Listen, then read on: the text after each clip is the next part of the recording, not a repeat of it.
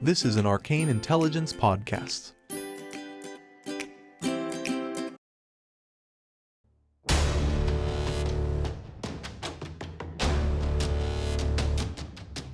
Welcome to a world of danger and wonder. Here, four friends, led by their dungeon master, roll dice and discover adventure. This is the Tale Untold podcast.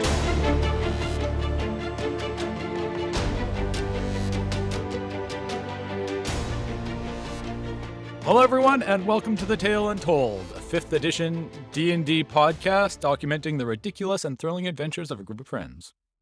Hello, I am Michael, and I play Deja and Mason. Last time I promised you I was going to simplify that a little bit. Unfortunately, we didn't get to it. Hopefully I'll get to it today. Today I am joined by my fellow players, Brad. Hello, everyone. I play Azel, a magical escape artist with a penchant for talking his way into trouble. And Jace. I'm Jace. I play Fenkrick, a half-orc warlock of the Hexblade Persuasion, whose intelligence is only made up for by his lack of strength, as well as his stunning charisma. And our newest addition, Jacob. I am Firbolg.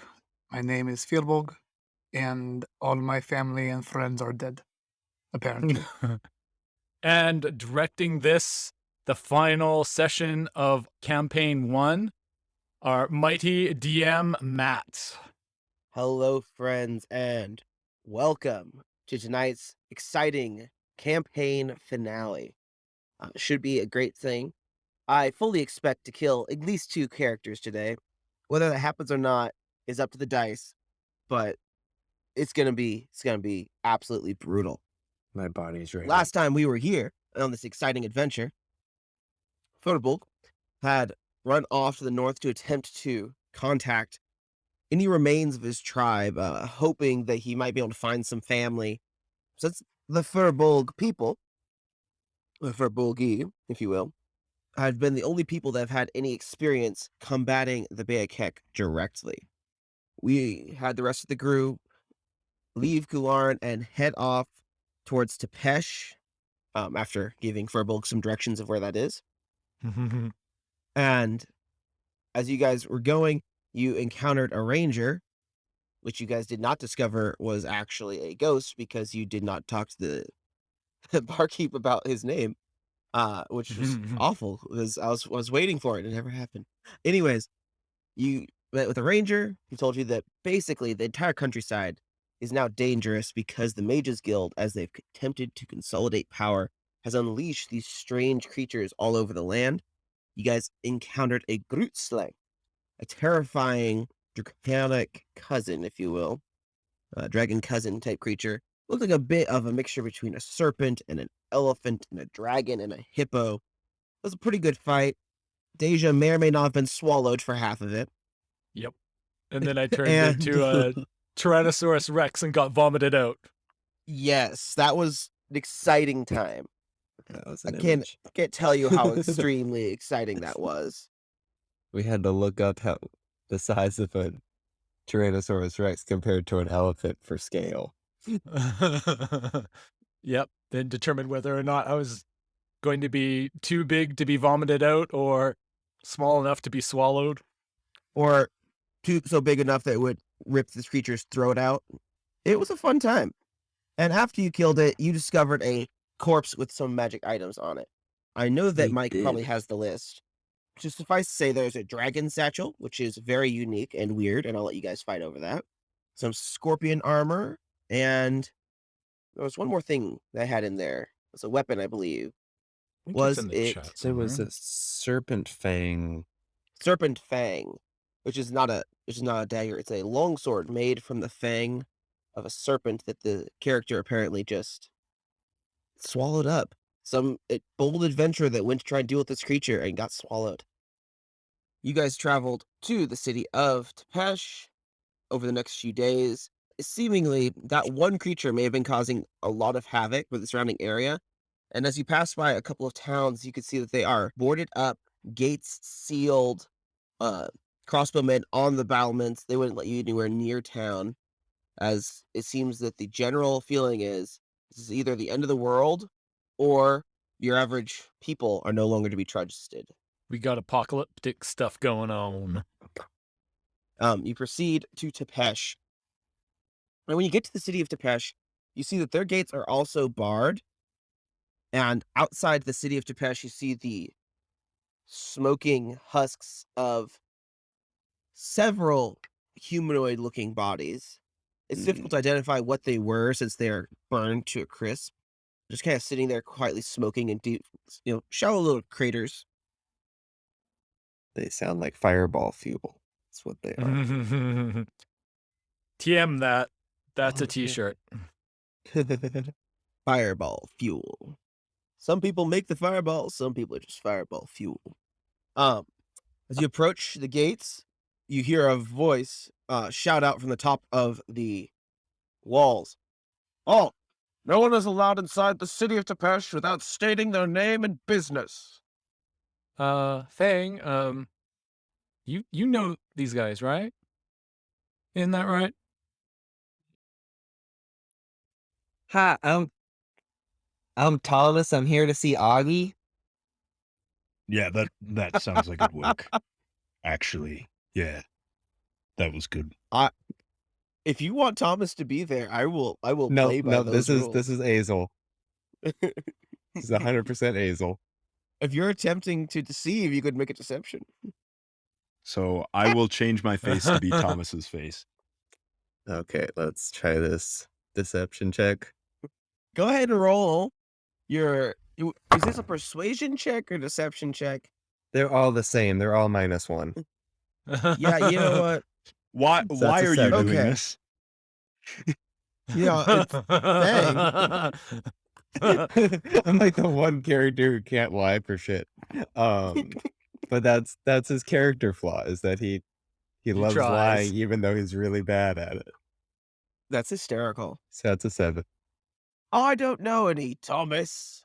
I'm kind of giving myself I do know an guidance. Augie. Is that? Are you talking about that wizard that wears the armor that's setting up a school inside Tepesh? Yeah, that's the one. Unless you don't like him, then it's not the one. You can, even from on top of the wall, you can hear a sigh. It's just a, if you're here to join the school, I can let you in if you can prove your magical capabilities. I just continuously change my face back and forth between Thomas and my own, just over and over again. That's odd. How far away is he? About 25 feet up, 30 on the diagonal. I'm gonna tap him on the shoulder with my mage hand to try to make him like turn around, like the. And then I'll have my mage hand become not invisible and give him a wave. Oh, good show. Please, we'll open the lower gate. Be prepared. We'll most likely have you come through one at a time to ensure security. We may ask you to surrender your weapons temporarily. So you can hear some voices behind the wall. And then the gates themselves are these very tall, 20-foot-ish double doors. And instead of both of those doors opening, a little tiny small door at the very bottom of one of the doors opens up. That's just barely 4 feet tall. And you see a guy open it and come out with a spear and gesture for you to enter. Well, shall we? Yeah, let's see this place. Y'all proceed in. Furbolg, as you come up at the end of the group, this guy gives you a weird look. He's just looking at you, almost as if he's never seen a 7-foot-tall, furry, humanoid-looking creature that hasn't tried to eat him. Oh, So- hey, Furbolg. You're I didn't know that back. I was part of the group. Yeah. Okay. I'm here. I kind of look at him and I'm like, ice wave. Hello. Guess who's back? Back again. Furbolg's back. Hey, friends. Look, it's Furbolg. So you proceed forward through this doorway. As you come through, you can see that right inside that door, there is no less than 15 men armed with crossbows and spears, creating kind of a tunnel for you to pass through. There's a man in the middle with a table that he set up, going long ways down this tunnel. As you guys start to pass through this, heading up to him, he says, "Deposit your weapons here. We must be certain of your intentions before we are allowed to proceed with weapons into this city." Oh, we are anointed priests. Except for this Firbolg. He's a friend of ours. Priests, why didn't you say you were traveling priests? It would have been a lot easier. But please, what church do you hail from? There are many in Tepesh. Azel, you're the paragon of this faith. Oh, what was the name of our god again? Hello. Foray? I am Foray? the chosen prophet of Foray. He speaks through me, and he blesses you. Make a persuasion roll, Hazel. I'm giving him a advantage or a help action with my little spiel. Yeah. Yes, you can give him the help action. -1 for his not knowing the god's name.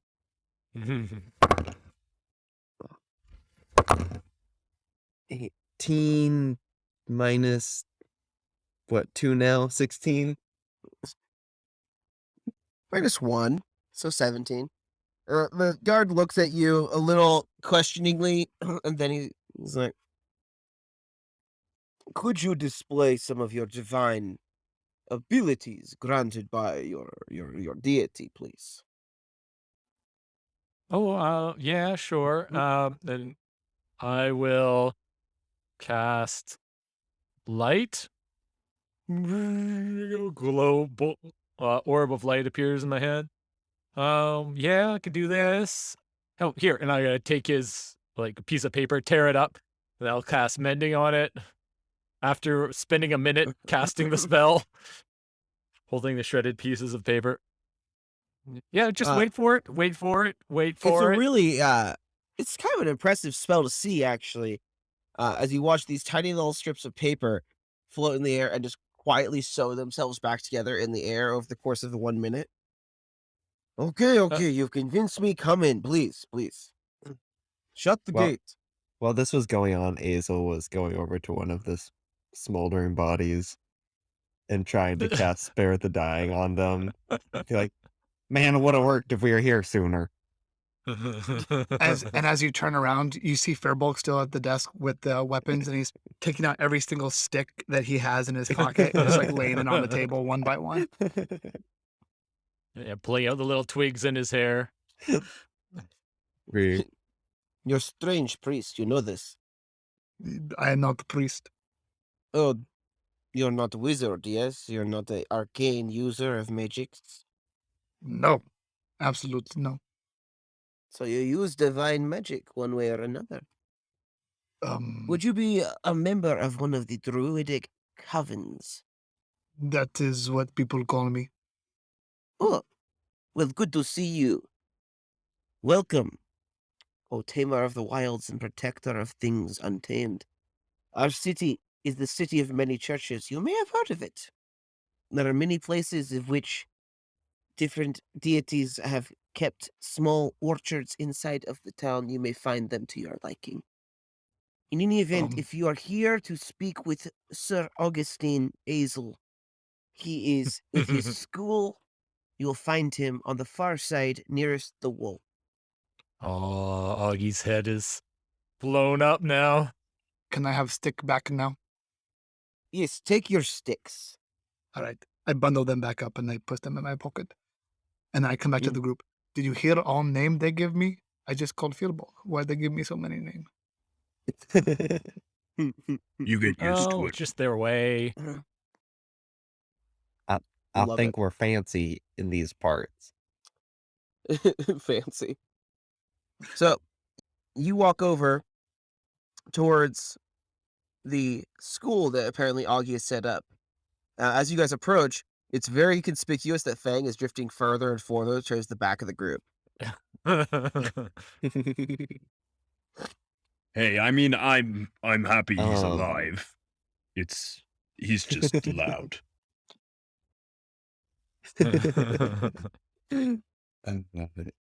You start um, hearing him shouting.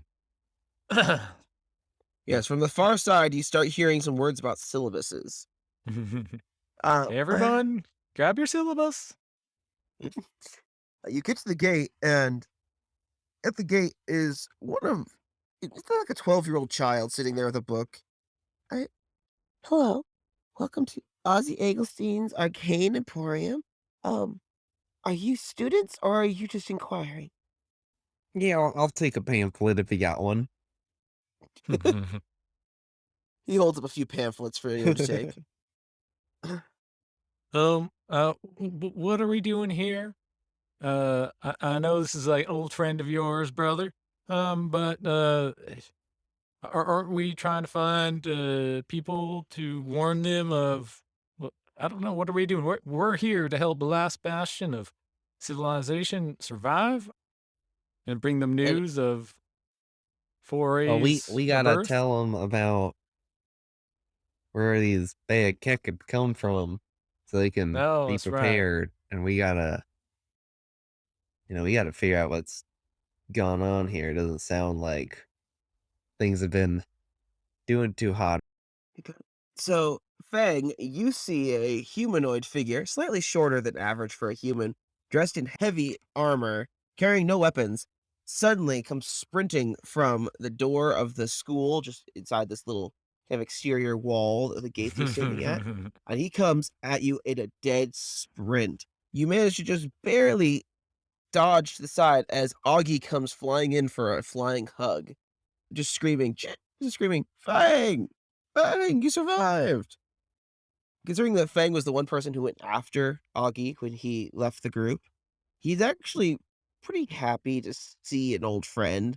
Although after a second, he kind of calms down, like, Well, Augie, it's great to see you're alive. I honestly wasn't expecting it. oh yeah, I give mean, him getting a over the wall was short so hug, hard. I mean, and it's just- then I push him away, like 2 pats, and then I slowly push him away. and who are your friends? Oh, I'm glad you're alive. Well, thank you. And if you haven't noticed, I'm an entire personality lighter, so that's definitely good. What about Clara? Is Clara with you? I always loved Clara. Yeah, I'm not so sure about that one, Oh, well, but at least half of my problem is solved. sounds like you had a major journey. Fantastic. Anyways, who are these friends? I have never met these people before. Hi, I'm Augie Azelstein. You can call me Ace. Gotta get the whole So weird being on the other spiel. side of this. Augie, Augie, there's problems, and No problems? we must solve them. Yes. Mm-hmm. Did you Problems, find information about difficulties. the Bone Shatter Plague while you were in this exciting land that we discovered? Yes. Oh, you did. Fantastic. Would Someone you tell me found about them? information, and I'm sure somebody remembers exactly what we found. Oh, no offense, Fang. But I know that writing's not not your me. strong suit. You probably didn't write it down. Did anybody else take any notes? Cliff notes. I'm are pretty sure it great. was I love left ink. Cornell notes also. Anyone have any notes? I think too many notes is the problem. Yeah, I mean, we learned quite a bit. Usually Brad had all the notes. Yeah. It's true. It's true. Hi, That's I'm Augie. that's a I'm- Thomas thing is playing notes. Where's Thomas? Um, Is Thomas not here with you? Where is he? He starts looking around. he's not here. He said he was going to come find you. He's got some students. Oh, fantastic. What happened to Draxic? We didn't leave on good terms, but my goodness. Is he okay? He didn't make it. And for a moment, Augie is truly speechless. And then he launches right back Yeah. into it. Oh, that's a terrible, terrible Get- shame. Please come inside. We'll take Yeah. down some notes. We'll get it, and then I've started making friends with the other churches in here.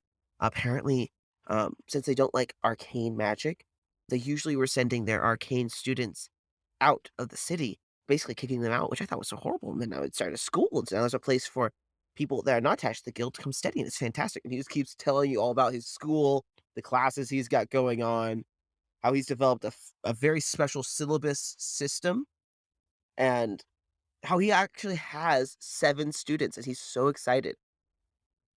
Wow. A whole 7. As you go in, you notice that these Incredible. students are all under the age of 13. 2 of them are quite literally 5-year-olds. They're just quietly having little bits of fire dancing off their hands because they're 5-year-olds and they're pyromaniacs by design. Just a little. Yeah. Okay, quiet down there, Hector. We don't want you to set fire on yourself again, okay? Okay, come to my office. Takes you into his office, sits down, and you guys tell him what This you learned. does not seem safe. Just a little bit. We You guys tell him what you learned. For the sake of time, instead of having you guys role play it out, we took the annal you do have the book. of Carlin. That was it, I think. Yeah, you definitely still have the book with you. Augie speed reads. You hand him the book, and he literally just flips through it. Oh, whoa. So much information. So good. Let me do that. Let me read it again real quick. Whoa. You can see that he's actually embedded it into a circlet on his head at this point. Mm-hmm. I'll have to add this to the library. He just kind of tosses it to the side.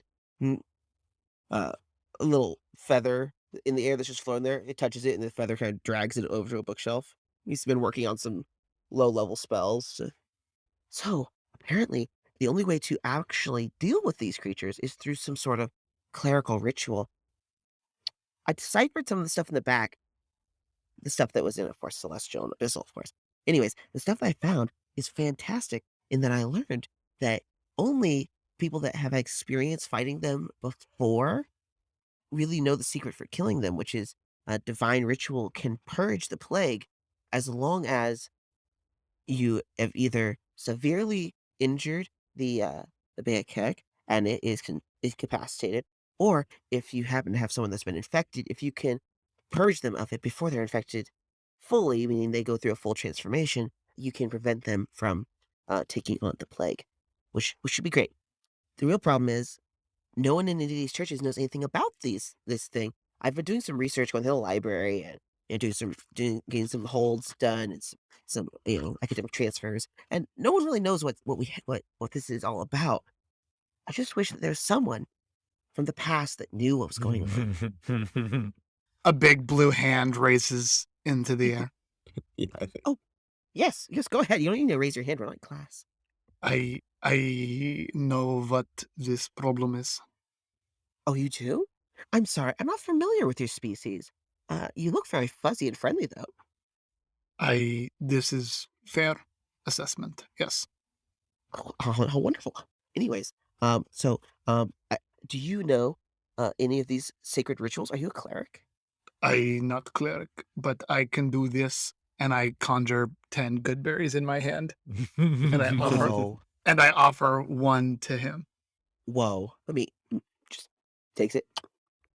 Fang tries Oh. to take one and eat it. That is you so. you don't need to try. You can just take you, friend. He does it very sneakily. I feel great. You know what? That itch that I've had under my armor all day is gone. What? Those are fantastic. In any event, we're gonna need some clerics, or since you're a druid, maybe a shaman would be helpful. I don't know if you have access to any shamans.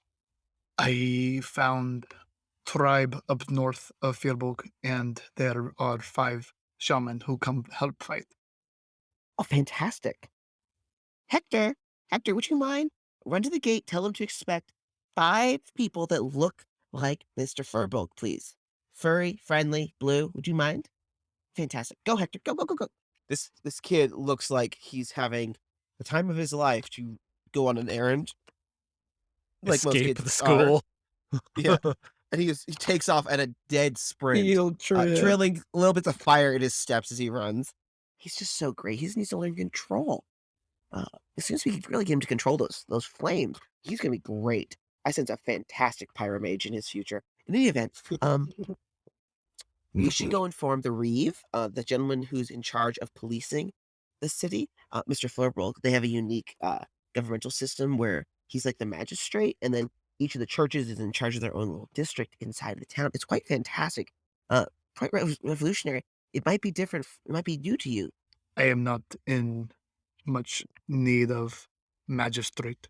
I I think understand. everything's new to him. Augie, you Just- know that Oh, no one understands what you're talking about right now. No one. I understand perfectly well.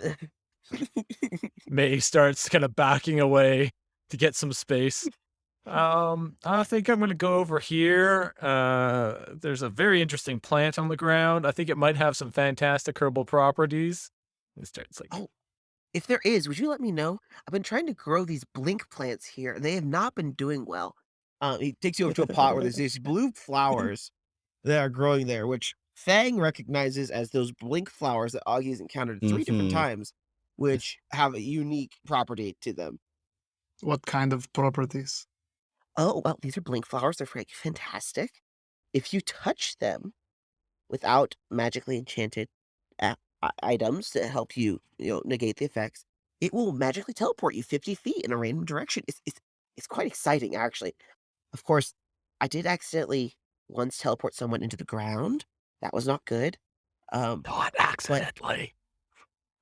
Also, it was very good. I don't think Augie would own up to that. Not in front of company.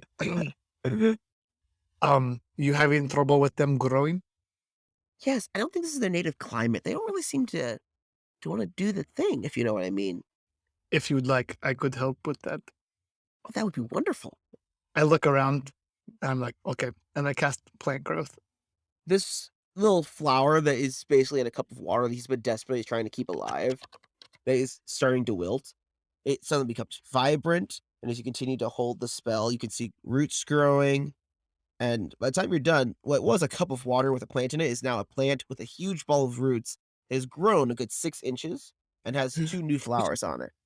And Augie's just over the moon, chattering all about this, and he grabs his magic tongs to go and pick it up gently and set it into a pot of dirt and kind of gently bury it and put a little water on it. It's fantastic. Technically, that's supposed to work in a 100-foot radius, but maybe I don't know this, so I don't know what other plants are in the area.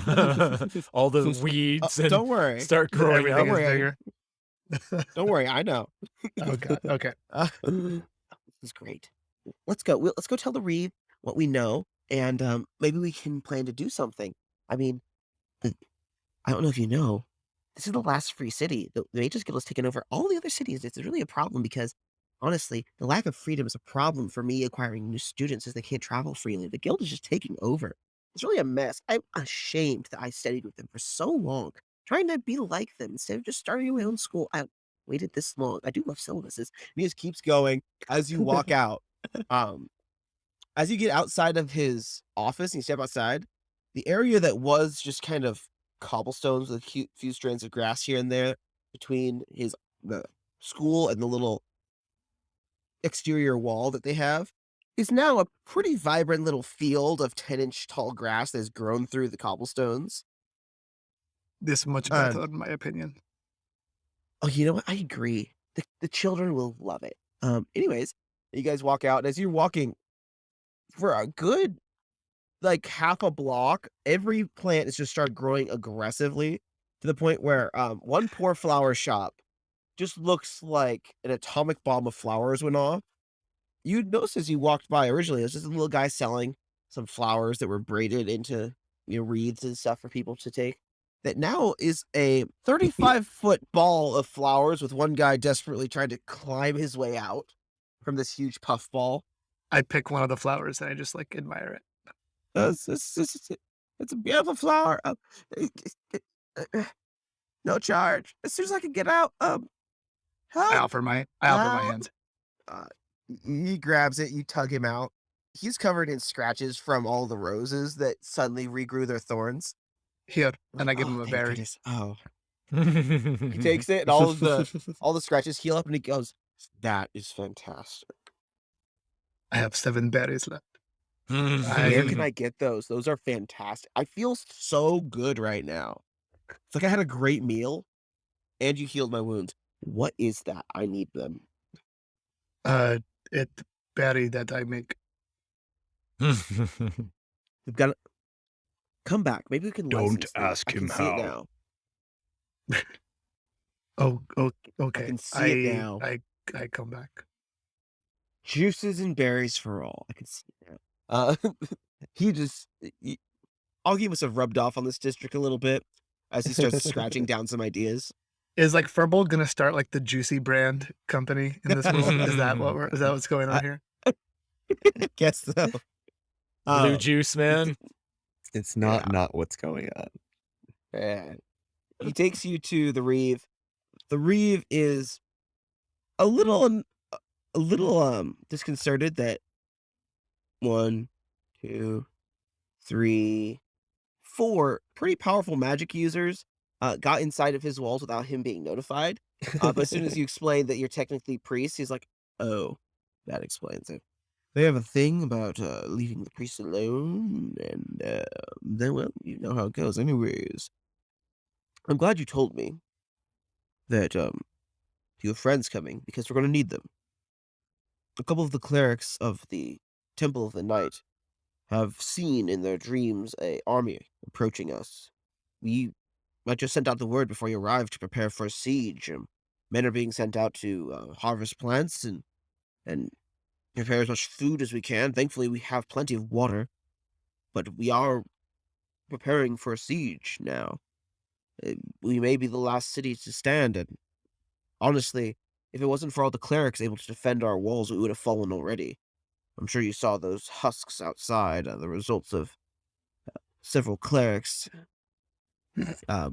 having to use more aggressive manners than usual. Yeah, they didn't look too hot. Well, I mean, Is that a pun? they looked a little hot, but not the kind of hot that you want to be. Understood. I can tell you right now, this is going to be a rough few days. Hopefully we can break this siege and proceed on with our lives, but I'm not feeling confident at the moment. Hazel's gonna walk up and tap his shoulder. Probably not, very officially, and just be like, "Oh, come on, man, we got this." And I'm gonna cast guidance on him. Guidance? It's gonna be okay. You got us now. Give him a little bit of foresight. Maybe. In any event, we need to prepare for the siege.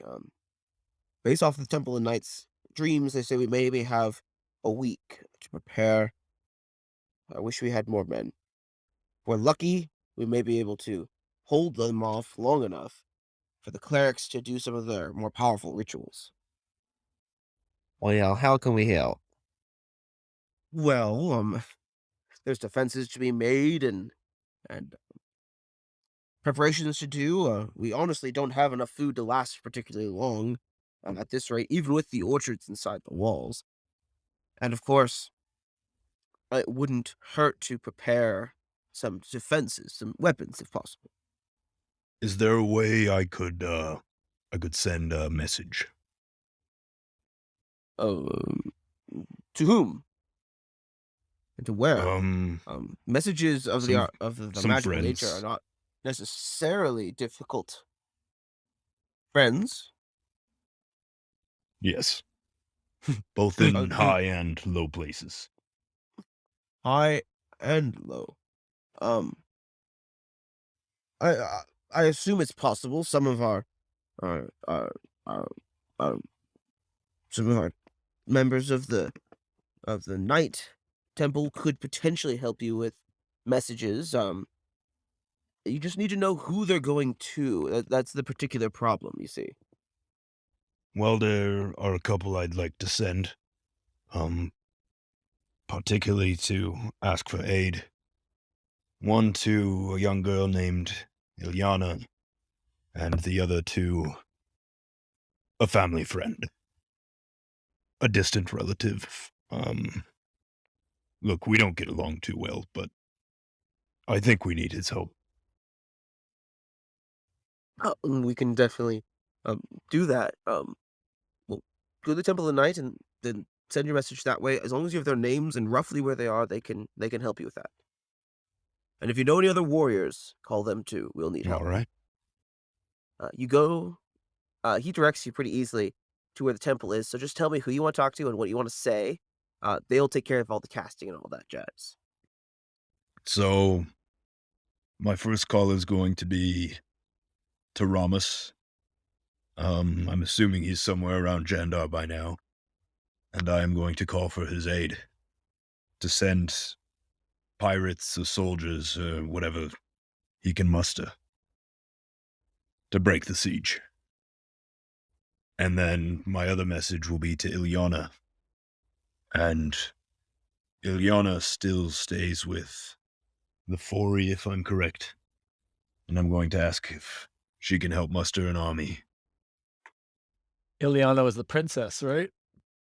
Or the queen? Yes, Ilyana was the the princess princess, that we saved. the lady, if you will, of Kularin, the city we started this whole thing out in. And when you guys escaped and traveled down to the Foramar lands as you tried to escape, you guys left her there along with the rest of the people of Kularin, the survivors. Oh, like 85 of them. So you are able to contact her and get some messages out to her.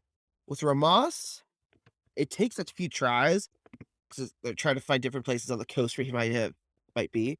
Eventually, you do get in touch with him, and he says that he is a little far away to get there in time, unfortunately, since it is several days' travel from the sea to Tepesh, and he's not directly near the coastline at the moment.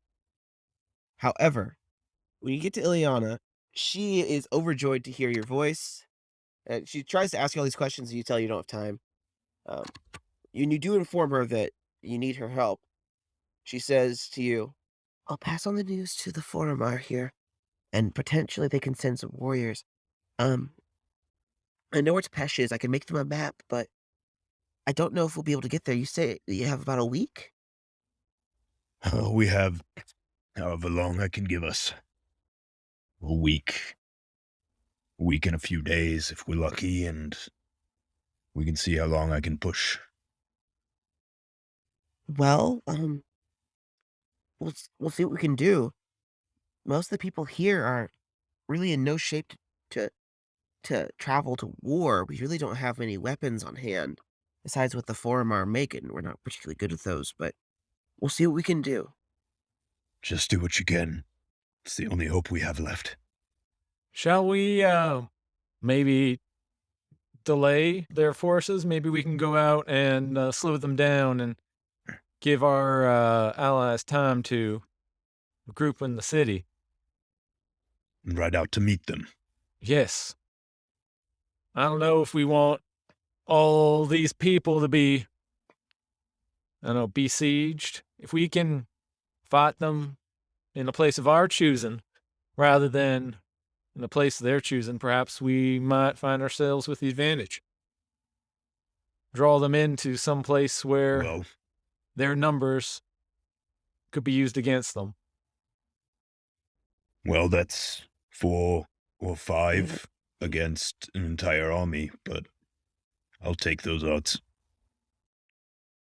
Fang, I would say that you probably would feel pretty confident, considering the last time you fought a horde of these creatures, you not only came out of there without a scratch, but you guys took out hundreds of them when you guys are really on the roll.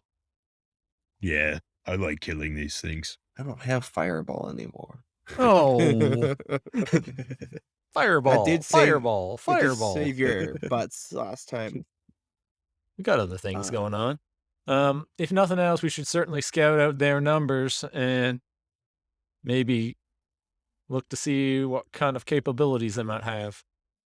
Are there any areas around here other than the city which are, strategic?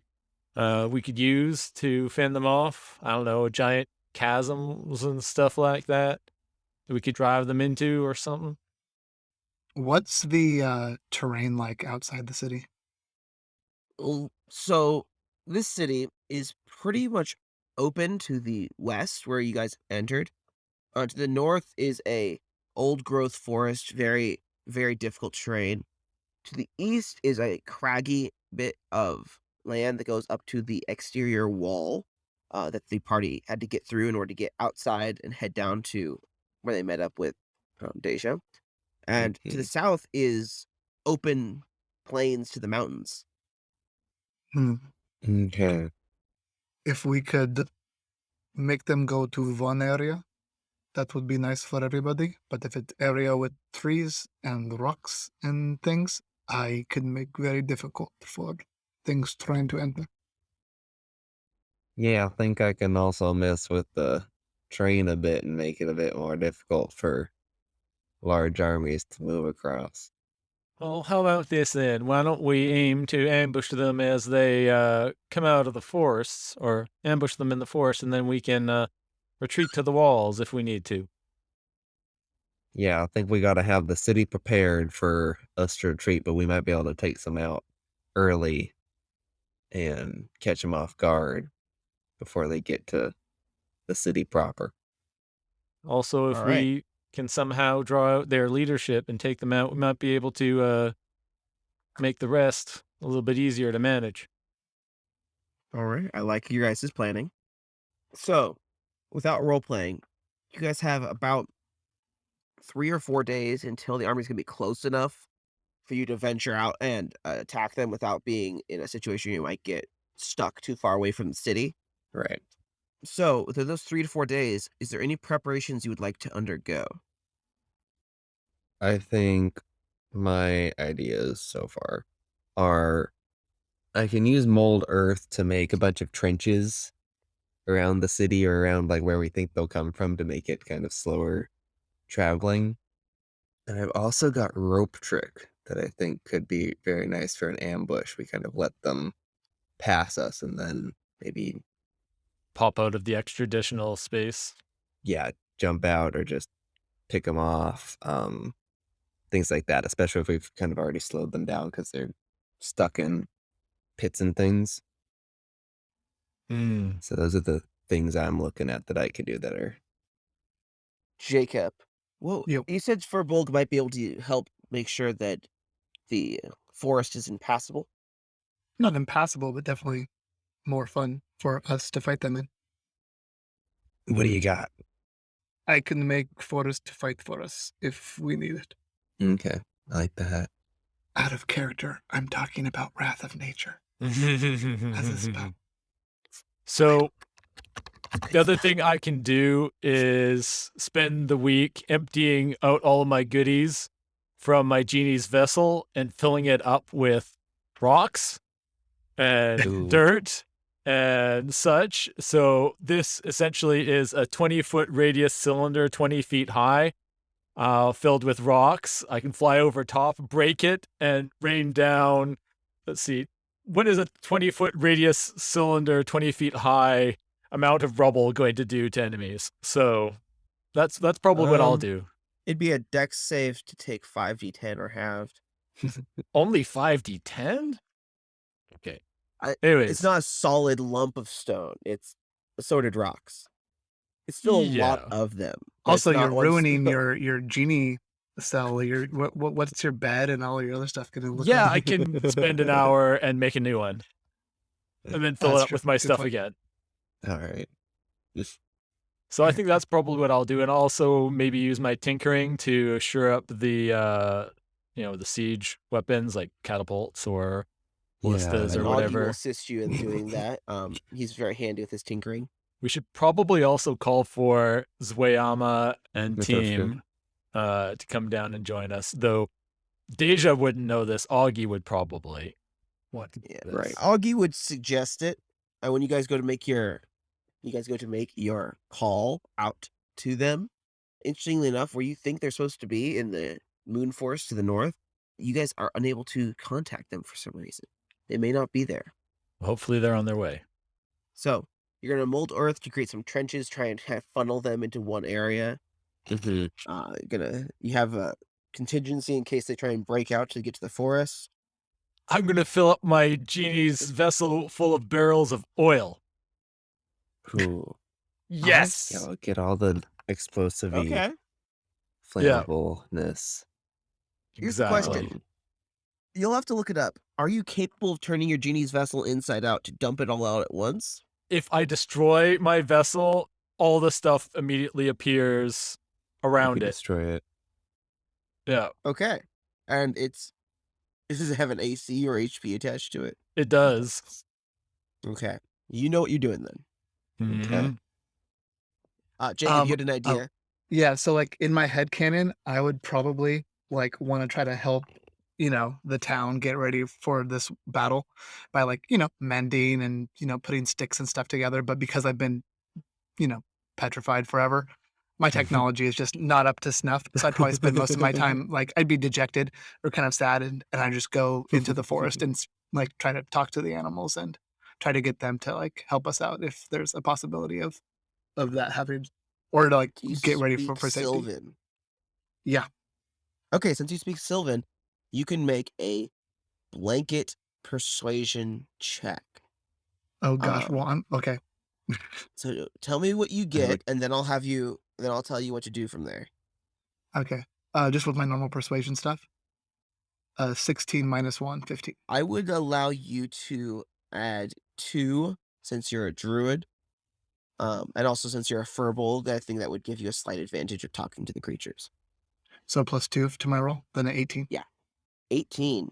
That's a solid roll. I'd like you to roll percentile for me. D100. Gotcha. I got oh shoot, I got a 93. Woo! That's awesome. Basically, every creature except for the little birds, which are like, what do you want me to? I can't do anything. They're like, we will protect this forest and make sure they don't sneak up behind you. It is an honor to be in the presence of one so ancient as you. Thank you for asking us to help in defending this city. I give them a good berry. Just one for the.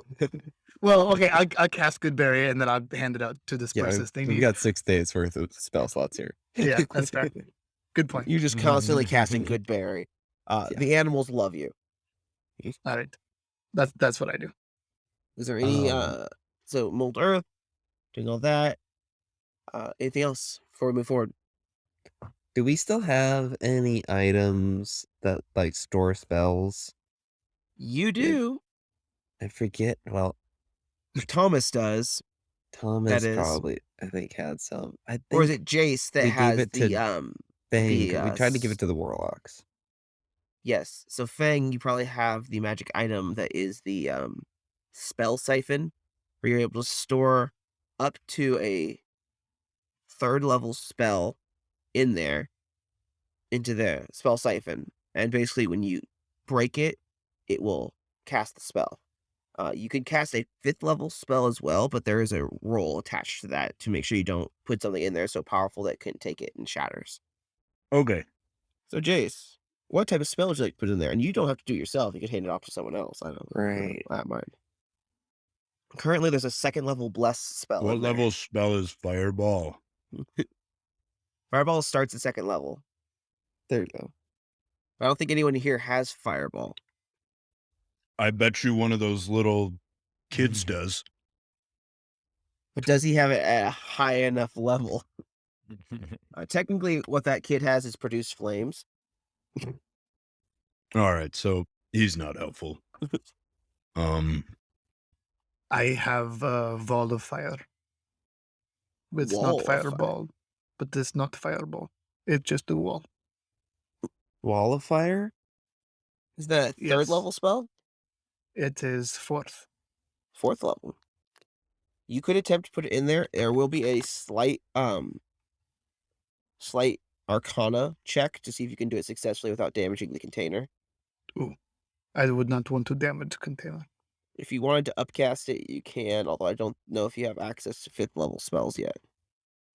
We can both give you guidance. Hey, Guidance it is. double team. All right. I mean, I already know what I'm going to use my spells for, so I guess I could put one in there, but it is level 4. What spell were So- you thinking, Jace? They'll let the group vote. Summon Greater Demon Ooh, is what I was thinking. this is good. Do you know that spell?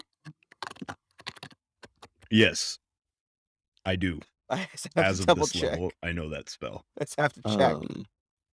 Because yeah, I'm thinking this is, we want something we can give potentially even to like commoners so they can defend themselves. That's only a um, one-shot dealio. Yeah, not That's the not holy this hand one. grenade that you're looking at with the wall of fire. And there is a charisma save to summon Greater Demon to make sure that it doesn't start attacking you, I believe. I think that's the old Well, one. yes, but if I'm far enough away, It doesn't matter. Yeah. Yeah, if And we it's- just drop it in the middle I of don't them, care it who doesn't it's matter attacking.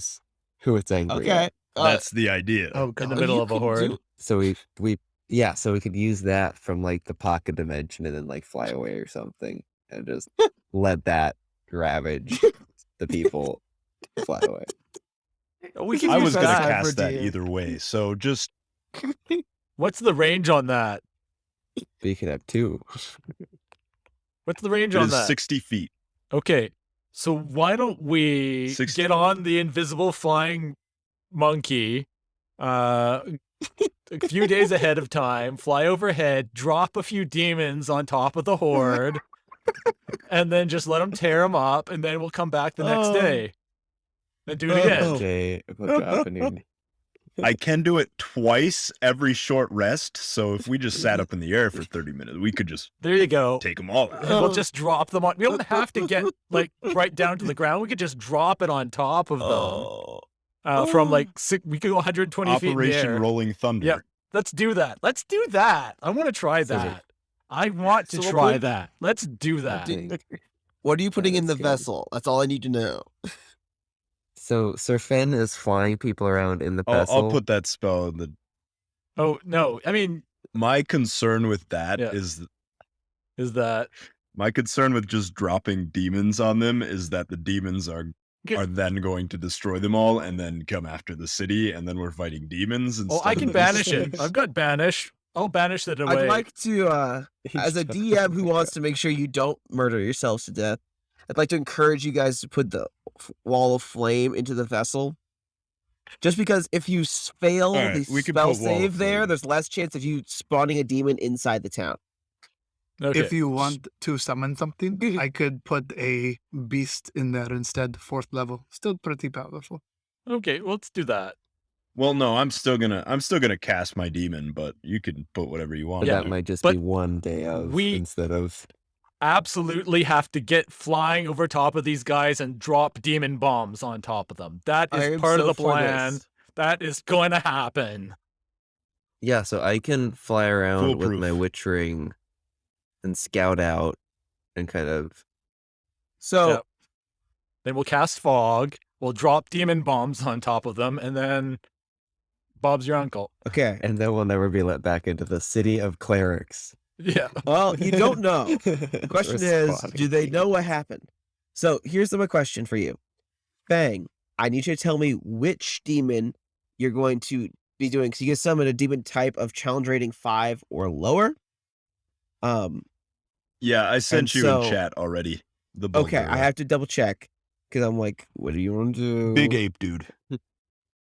I did it, is it, here is it? Where Take is it? someone who can be banished easily. Yep. I got a What's the banish. safe for Did you send it to me in banishment? chat? Charisma. Make sure it has a low charisma. Uh-oh. Not the shadow demon. Once you finish concentration, it can only persist for a d6 rounds. So I mean that's like a minute. So if you drop the Don't demon, worry. yeah, you're good. Don't So- worry. We are going to fly Oh. out there ahead of them attacking the town and drop demon bombs on it. So, Absolutely. A Barluga. A Barlgurla? You're crazy. Okay. So, okay. Y'all are nuts. I love this as a DM giving you guys this ability and letting Oh you my get God. to this strange capstone spot. Okay. I will let you run them in terms of if they ever show up during a live combat. In terms of dropping them on the group, I'm just gonna do some flat rolls here and see just how much carnage we get. Yeah, from. just do some rolls. So I'll let you, if you cast that in combat, now you That's have your why I stat sent you the block, stats, is in case you want to just run in them. case. Okay, That's why I sent it to you. so I'm gonna have Furbolg make an Arcana check. Are you proficient in Arcana? Who, me? Yeah. Nope. I don't think anyone in our group has ever been Okay. proficient. So Except for as Augie. you have your friends cast guidance on you to help you, Double guidance. We're still in that. I forgot about that. you're gonna need to make an Arcana check. Okay. The number to make sure you can get a 4th level spell in there without damaging it, so it's in a stable condition, is 16. Oof. Okay, and I get 2 guidances. Plus Yes. 2d4. All right, here we So, go. if you don't make it, the Oh, spell God. automatically triggers and is out of your control. Okay. Well, that's not gonna be good. Not so great. D4, come on. A 2 and a 3 for a total of 14. Oh boy. So, you're attempting to push the spell into this magical item, and it is not wanting to take it. And you can see as you're pushing it harder and harder, a small crack first goes tick on the edge, and then shoots around, and it goes all the way through. And you can see it glow brightly, and all of a sudden it pops, and suddenly a huge wall of fire shoots up from the ground, 20 feet up into the air, and goes into a 60-foot length around you. Now, the 2 of you that were doing guidance, please make a dexterity save for me. Since you were trying to help him put it in there, so you were standing pretty much around it. 9. Verbal, you also are going to make a dexterity throw. Yeah. You're going to be able to make it with advantage because you could see it was about to pop. Since it was your spell, you could feel it starting to leak. Dirty 20 for me. I got Oh. a 14. Okay, so the rogue and the druid managed to see this happen. The rogue, you do your fantastic diving out of the way to try and avoid the worst of it. The druid, you have it happen. You're able to kind of defend yourself. Deja, I'm sorry. So what's going to happen is I'm going to roll my 5d8. Yeah, jeez. 6, Sorry. 10, 17, 19, 27 points of damage grand total. Have it if you made your save. Deja get is your- not dead. No. She's just, as the wall of fire sits there from it's 1 minute and then goes, disappears. Deja is looking a little toasty. Her hair is kind of Ouch. standing on end and a little blackened. I hand her You a know. good berry for sorry. And 1 hit point is restored. All Oh, better. thank you. That's very tasty. I really that's great. I assume you're going to slam a health potion into yourself, or are you going to go ahead and take the benefits of a long rest instead? Yeah, I'll probably. Well, yeah, I'll take a long rest. I'll wait until the end of the Deja day just and kind take of a quietly, without saying anything, walks off into the place where Mm. you're staying in the Reeves and just is gone for about 8 hours as she takes a really solid nap and is kind of patching up gonna her sleep. wounds and taking Mhm. care of herself. She comes back out, she looks fine enough, but she's a little tender around fire. She's like giving the torches that are lighting the hallways a little bit wider berth than usual. Was I the only one who thought that was gonna happen?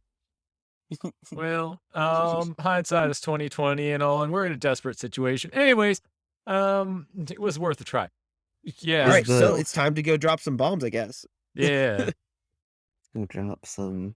So Yeah. the day before they Drop that planned bomb on my they're going to reach fire. the city walls, I think maybe did we figure out that these things have good night vision? They do, don't they? Oh yeah. Right. But I've got better. I've got 300-foot dark vision. So I will like fly out and Are you carrying the whole party or just Fang? I think probably just Fang. Or do you guys want to come too? I can. I'll turn into a Tyrannosaurus Rex and go invisible and fly out. So you this can all is ride so on the good. back of the Tyrannosaurus Rex. Oh, It my feels word. like Gary's mod or something. Or Oh, sperm my. whale. The sperm whale floating, flying through the sky. No, I vote for the sky whale. I will stay. While So I you think guys it are would doing this, I probably assume die. this takes some time. I'll be working on those other preparations I've been talking about. All right, so you can continue doing shape earth and all that. Yep. So Preparing for I'll things. fly us out, Fang and I, and we'll drop some demon bombs on them. Okay. Oh boy. Why I give you guys powers? I'll never know. So you Hey, this one the levels gave me. That's Yeah. that's Okay. level 8. It's just his brain just works better than mine. Fang's I love twisted it. imagination. All right, so you guys go out, you fly, you find the army of Beyakek about a day and a half away from you. So you'll end up having a little extra time. They'll mostly get to Okay. Tepesh around sunset the next day. All A right. little more than a day. Yeah, so I'll stay about like 300 feet up in the air, and I'm going to extend my 300-foot dark vision to Feng as well. He gets that for an hour, the eyes of the night, so he can see as well and target his I mean, death demon. I have dark vision. Yeah, Okay. well, yours just would get a be little extra. extended. Yeah, little extra kick. So you cast this spell, which has a 30-foot radius, 60-foot range, and you're 300 feet in the air. So first things first, is you cast this spell, this demon, which thankfully does not have wings. I had to double check. It appears in the middle of the air and begins to fall. Yeah. We can dip down. Mm-hmm. That's what a Oh, bomb no, does. It's better for it to fall. It Yeah. falls, and the first thing it does as it's falling 240 feet is it's going to deal a absolute crud ton of falling damage to the things around it. So The let's big see. What's the big my bad guy. Here's our sperm. What's BBG. my whale. roll? 10d. It's gonna be 10d20 damage because you're falling a significant amount. Okay, I am very glad this thing has some hit points. So it lands, and it just as it slams into the ground, you can see this swirling mass of these hideous beast-like monsters swirling, and as it slams in the ground, a lot of them don't get back up. That it's kind of collapses onto. As it gets up and screams in rage, and it's starting to be attacked by the Beyakek below. It starts to swing on them, and it's just taking them out left and right with all of its crazy demonic abilities. Yes, it you has Entangle casting- and Phantasmal Force, which is nice. Yeah, it's doing a great job of slowing down the entire army as it not only is literally entangling them, but just ripping them to shreds with its bite and its fists. And by the time you leave, on top of the 97 that you wiped out when it fell, since that's the damage it rolled, an additional 97? 29. Yeah. An additional 29 Beyakek are dead by the time it bamps out of existence. You And gonna then you drop cast another it one? again. Do you cast another one? Yeah, 2 per day. Okay. Another one, which, by the look at the cuts on it, it might be the same one. You can't quite tell. It's kind of hard Oh. to tell with demons. Well, suffice to say, a lot of creatures die. That's 105 on the falling damage, and 72 in the combat. Oh gosh. You guys dropped some demon bombs and took out just shy of 250 of these monsters. Thinned out this army pretty well, actually, given the fact that it took 2 spell slots and no threat to yourself. Yep. You managed to take out a little less than half of the army with those 2 demons. Pretty impressive. There's only 500. I could have done that myself. There's only 500 that you know about. But as you guys are flying away from the second demon bomb, you see a eagle, huge eagle, abnormally huge, circling up, apparently investigating where these demons are spawning from. And And this eagle's going to circle around just a little bit, looking around, trying to figure out what it is. Since you're technically riding an invisible ape, he can't see you. Fang, make an intelligence check. Good luck. I know. Better than asking for an intelligence save. That is a 9. You get the feeling this eagle might be Zoyama. You're not certain. All right. Huh.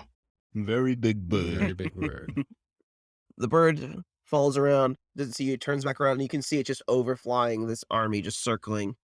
Make a perception check, Deja, while he's obsessed with the thing. I'm not sure what my perception is as a giant Tyrannosaurus. I'm just gonna roll. And use mine, which is 14, 15 plus 4, 19. Yeah, 50, and it's +4 for Tyrannosaurus Rex. You see what looks to be a strange herd of creatures down below. A mix of bears of a slightly smaller side, wolves, and some things that you've never seen before that look to be these strange kind of rhinoceros-looking creatures.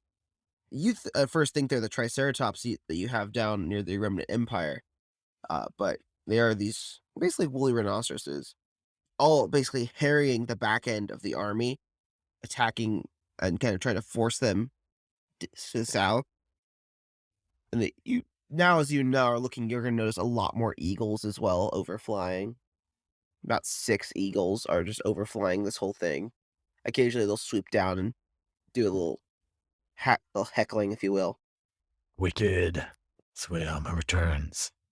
Unless you'd like to cast any more spells while you're up above and potentially ruin your stealth, what would you like to do? I am concentrating on maintaining my Tyrannosaurus Rex form, and I can't cast spells as a T-Rex anyway, so that's that. Anything from you, Jace?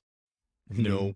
Y'all return to the city. You inform them the army is coming, and that it'll be there in 1 day and change. And you also inform them about the animals, and you can hear Augie getting excited in the back.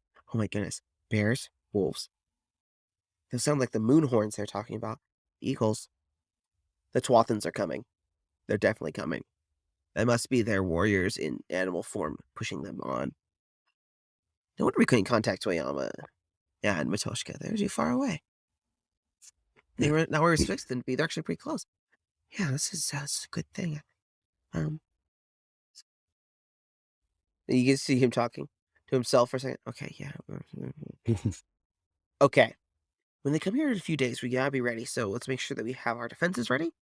And if they did like they did last time, they're gonna throw a bunch of waves of their weaker members at the walls first, and then the lieutenants will come to try and push through and break over the walls.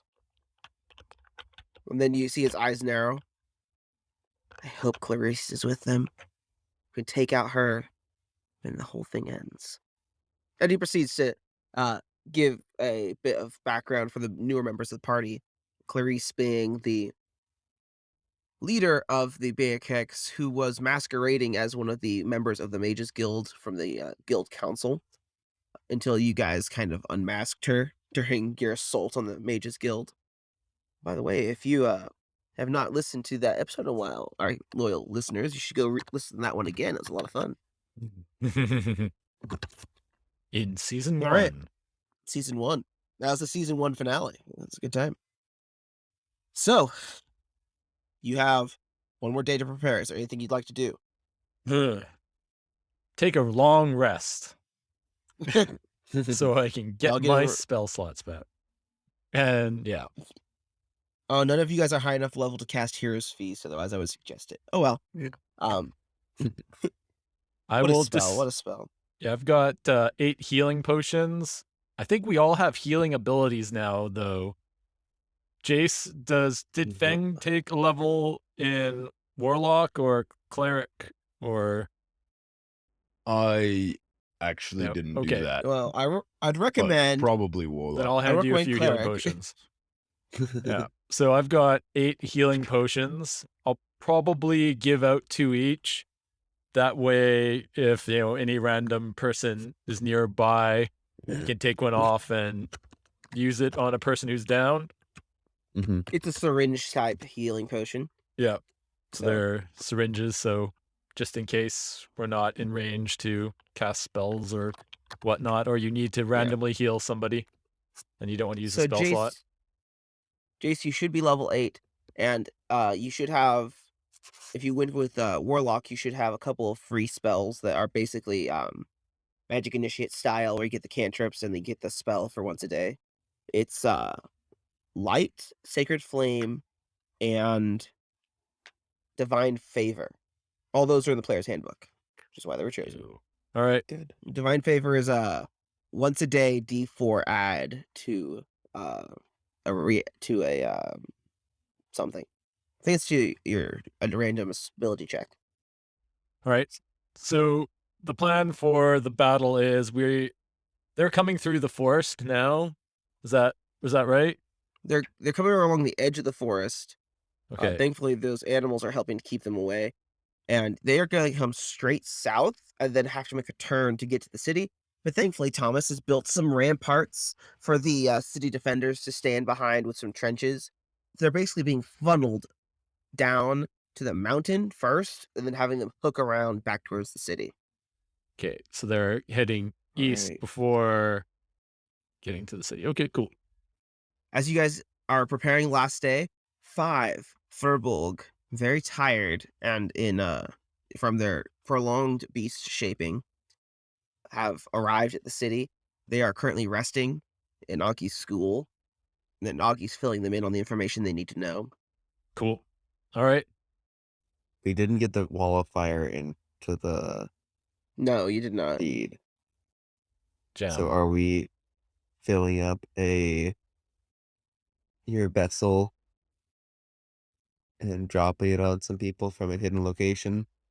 Do you So want- yeah, so I figure what will happen here is I'll fly over top and over above the crowd, and I will break Ring. my vessel and cause the barrels full of oil to rain down on them, and then Furbolg can use his wall of fire to light it up, if that is agreeable. Sounds fine to me. Yeah, so Yeah, the do your thing. barrels will fall down like boulders, smack them up some, and then splash them with oil, and we'll do it up. All right, let's do this. As a reminder, please roll your attack and damage stuff together for speed, and try and think Cool. about what you'd like to do. Do you guys position yourselves on the walls to start, or do you want to be waiting for them out in the field? Do we feel like we're gonna know kind of like which area they're coming in? Yeah, they're going to be, because of Azel's ramparts that he's built, they basically have to run a gauntlet of being shot at and then turn the corner to come up to the city. So there is definitely a spot of least resistance where they'll have to turn that you could position yourselves. Gotcha. I'll put a 60-foot cube of my Wrath of Earth there as I see them getting closer. All right. The horde is approaching. This huge seething mass of creatures, some of them looking almost like mangy owl humanoids, some more of a canine or ursine persuasion, come barreling down the seething wall of hatred. And as they come past the ramparts, the civilian defenders and some of the clerics that are there are trying to assault them and slow them down, protecting them from coming up the ramparts and generally harrying them, trying to thin them out a little bit for you. And as they continue to come down, they are going to become within range. They are now 60 feet away. You cast your spell at the very bottom of the earthworks. So as they turn that corner, they'll have to run through it. Remind me what Wrath of Earth does. So any area of the ground in the cube that's covered by grass or undergrowth is difficult terrain. At the start of each of my turns, any of my enemies within 10 feet of any tree in the cube has to succeed on a dex save or take 46 damage. And at the end of each of my turns, one creature of my choice that is on the ground in the cube must succeed in a strength saving throw or become restrained by roots and vines. And as a bonus action, I can cause a loose rock in the cube to launch at a creature I can see for 3d8. Bludgeoning. All right. All right. Well, Well, they're 60 well, feet away, yeah. so you got 2 turns. So I'll let you roll your stones since there isn't any trees in the area. Gotcha. Well, you do your stone attacks. Mike, what would you like to say while he rolls that? Yeah, so I'm going to cast Sickening Radiance in the same spot. So I'm presuming that this is like a huge cluster of them. Anyways, the Sickening Radiance is a con save. If they fail, they take 4d10 damage and suffer a level of exhaustion. And it's a 30-foot radius sphere. So that should more or less cover the same cube. All right. As creatures begin to pass through this, they're entangled. Some of them are dying. It's kind of a terrifying thing to watch grass grow through a creature and pop out of its eyes and mouth as they're being entangled and slowed. Not to mention with the sickening ray that is just melting the flesh off of them. Unfortunately, some of them are going to begin breaking through. So Eventually, just the press. every round they make a constitution save as they're going through this, and they take the damage. And if they spend 2 rounds in there, their speed is halved again. So if they're in difficult terrain, their speed is halved. And then they take 2 levels of exhaustion, their speed is quartered. And I'm watching it. So they would be able to get through in 3 rounds, roughly, with the pressive mass behind them. They made only 1 of their 3 con saves. yeah. So So then they're also moving That's why I'm very saying- slow. yeah, they're slowing down and they're just dying all over the place. It's a mess. And every every group that goes through there gets the same effect. So they And you guys have set up a pretty good defensive barrier. Some of them are managing to spill around the edge of it, since it's a pretty big mass. We are managing to slow down a lot of them. Let me roll. Ooh, that's not good. As you guys are they're kind of celebrating with some of the defenders that followed you to help defend that area, you hear a shout from behind you, and it looks like some of the Beyakek may have broken through the defensive ramparts and are beginning to attack creatures behind you. It looks like there's a gap in the rampart that wasn't filled quickly enough, and some of them have broken through. Let me roll percentage. So they're splitting up now. Uh-oh. So you see some of them behind you biting humans. You can see the humans wrenching and foaming at the mouth and beginning to turn this hideous grayish black color as the plague begins to infect them. They're not transforming, but they are being infected. Not again. So at this time, some of the horde is managing to get to you. So I'm going to have everyone make your dex save, and we're going to do this where I'll have the horde go, and then I'll have you guys go, and I'll have the horde go. So everyone make a dex save. I'm flying. Basically, Is that you're saying it Changed. now. well, I mean, as soon as they got close, it's a bonus action lasts for an hour. I'd be doing it. Sorry. If How high off the ground are you? I don't know, at least 30 feet. They rolled a 19 for the check to see if they could attempt a fastball special. So I'll say that you get to make your dex save with advantage as they All right. toss each other up, which we got to witness in the last fight where they're kind of like yeeting each other up at you. Oh, then I'd shoot them away with my Eldritch Blast as a This reaction. is why you're getting your dexterity with advantage. It's just the amount of things flying at you. There's a chance that something's gonna hit you. 17. All right. Go ahead and put your rolls in the chat for me. You got 20, 17. All right, Azel and Furbolg. Unfortunately, you are not fast enough to dodge the hail of blows that are coming at you. So you're going to take a little bit higher damage than everyone else. Everyone else gets to have it because you managed to avoid the worst of it. For 12 damage grand total of just, as you're hacking away, the occasional claw will make it past and scratch you. What kind of damage? It is considered slashing and piercing damage. Okay. And I'll Kind of- use my reaction to reduce that. You can, Mr. Rogue. What is taking full damage? All right. Grand total is 12. So Jason and Mike take 6. You guys got lucky on your first rolls. As they swarm around you, you're taking all this damage. Boom, boom, boom, boom, boom. Horde is beginning to surround you. Deja, you're up in the air. You made your Eldritch Blast, so I'll count that as a pre-turn attack to take out 2 of them. All right. So I lost Since you're concentration. zapping them. I lost concentration on my spell when I took those 6 points of damage. I roll a 1. So the Sickening Radiance disappears, but that allows me to cast another spell if I need to, but am I going to? So I don't think so. I think I will fly over top of the approaching horde, and I just yell out to the Firbolg that I'm going to drop the barrels.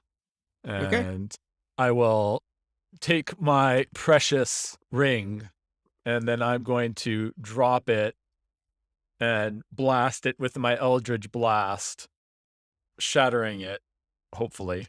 So I'm going to roll the hit. Hopefully.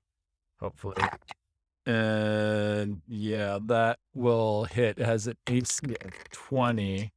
I got a 20 and a 23. You're shooting at your own object. I assume it's a lot. You can elect to hit it. Yeah, it's not dodging. And then, blast it with my Eldritch Blast. So, that's more than enough damage to take it out. It only has 10 hit points or something like that. You zap it, Eldritch Blast style, explodes, and sends oil all over the approaching army.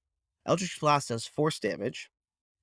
So it's not set afire, but they are coated in oil. Yeah, and then they'd also take bludgeoning from the barrels falling and such. Yep, which is 28 points of damage grand total for them.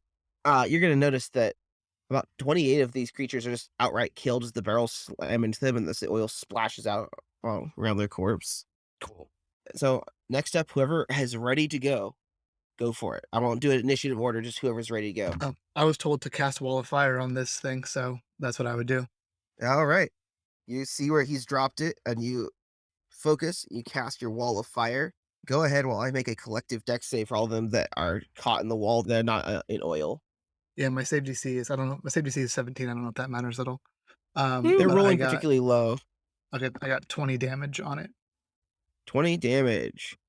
So, you managed to take out 20 of them with the Wall of Fire. And you get a few more that are pretty singed that come screaming out from the very edge where they're almost caught. However, you do ignite the oil. So now's the fun part, where I gotta pick up multiple D10s here. And 48. You managed to alight 48 of these creatures successfully, and you see this huge ball of fire ignite as you set forth this wall, just as all this oil catches on fire. And from up above, Deja, you can see this huge ball of fire engulf the center area where you drop this, and you smile. This is a ring well spent at this moment to be able to take out a huge chunk. And I bonus action turn into a tree ant, and I kind of like give him the come here with my hand, and then like get ready for fisticuffs. Love it. Azel or Jace, who's up? I am casting Fairy Fire on the group that's starting to break away. Okay. So how The far group away that's behind you? The group that's behind you? I'm not exactly sure where The that group so is. if you're facing the majority of the horde, the group that kind of got over the ramparts that started to break through is Uh-huh. behind you. Then where are we relative to the city? You are slightly to the southwest, facing to the southwest, since you've built a rampart in front of the city to try and make sure you funnel the horde down. Okay, so they are between us and the city, the ones that are behind us. Yeah. It's Okay, not a huge amount that have managed to break through. It's about 14 or so. You cast Fairy Fire on them? yes, I will cast Fairy Fire on them. I don't think they're going to make that dex save that I just rolled, since they rolled a 4 Yeah, that's on the dice. not 12. Even with their plus 6 dexterity, it's not going to do much. It's close. Okay, so they are Fairy Fired, and then I want to kind of bonus action dash if necessary to position myself between them and the city or any other people they might turn. You'll manage to catch up to them if you dash. Yeah, so you'll be I'll able to do get that then. abreast of them, if you will. Get right Yeah, up, I don't want up to them them. getting. As they Well, all start glowing and look around very confused about why they're glowing. Jace, what would you like to do? I am going to hit them with some Eldritch Blasts. That group. All right. The group that broke through? Yes. Okay. The party's Got starting to an divide 8 their attention a little bit. An 18 and a 14. Those will both hit. Go ahead and roll your damage. Sorry, give me a second. I'm looking for modifiers. You can keep going. I'll tell you damage in a second. Okay. The horde is going to continue to swarm up and over you. Azel, you're now definitely in combat with them. So make your dexterity save to try and deal with them.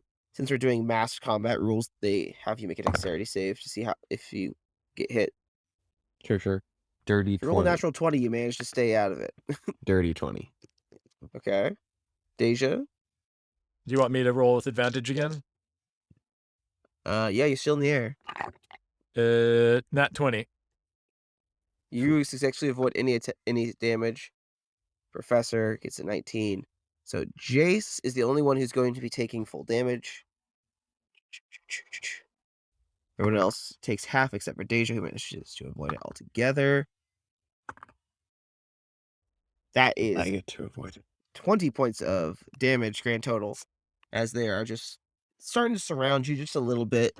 You're able to keep them back enough that you're not being swarmed, but there's still going to be the occasional claw that manages to get through and slash across you. The defenders around you are attempting to hold them back, and they're doing pretty well, emboldened by you and also by all the clerics in their midst. They're casting spells to try and take out large swaths, and they're managing to take out a grand total of 48 creatures over the last few rounds. Sweet. All right. You guys have just been chewing through this, which is the best part.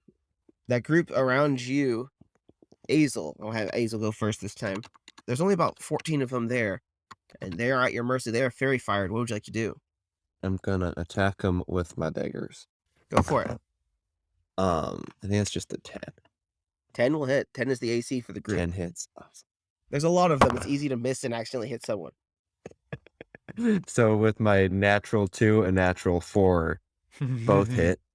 And Mass then combat rules. They're roll big hit damage. point sinks. I'm flailing at stuff.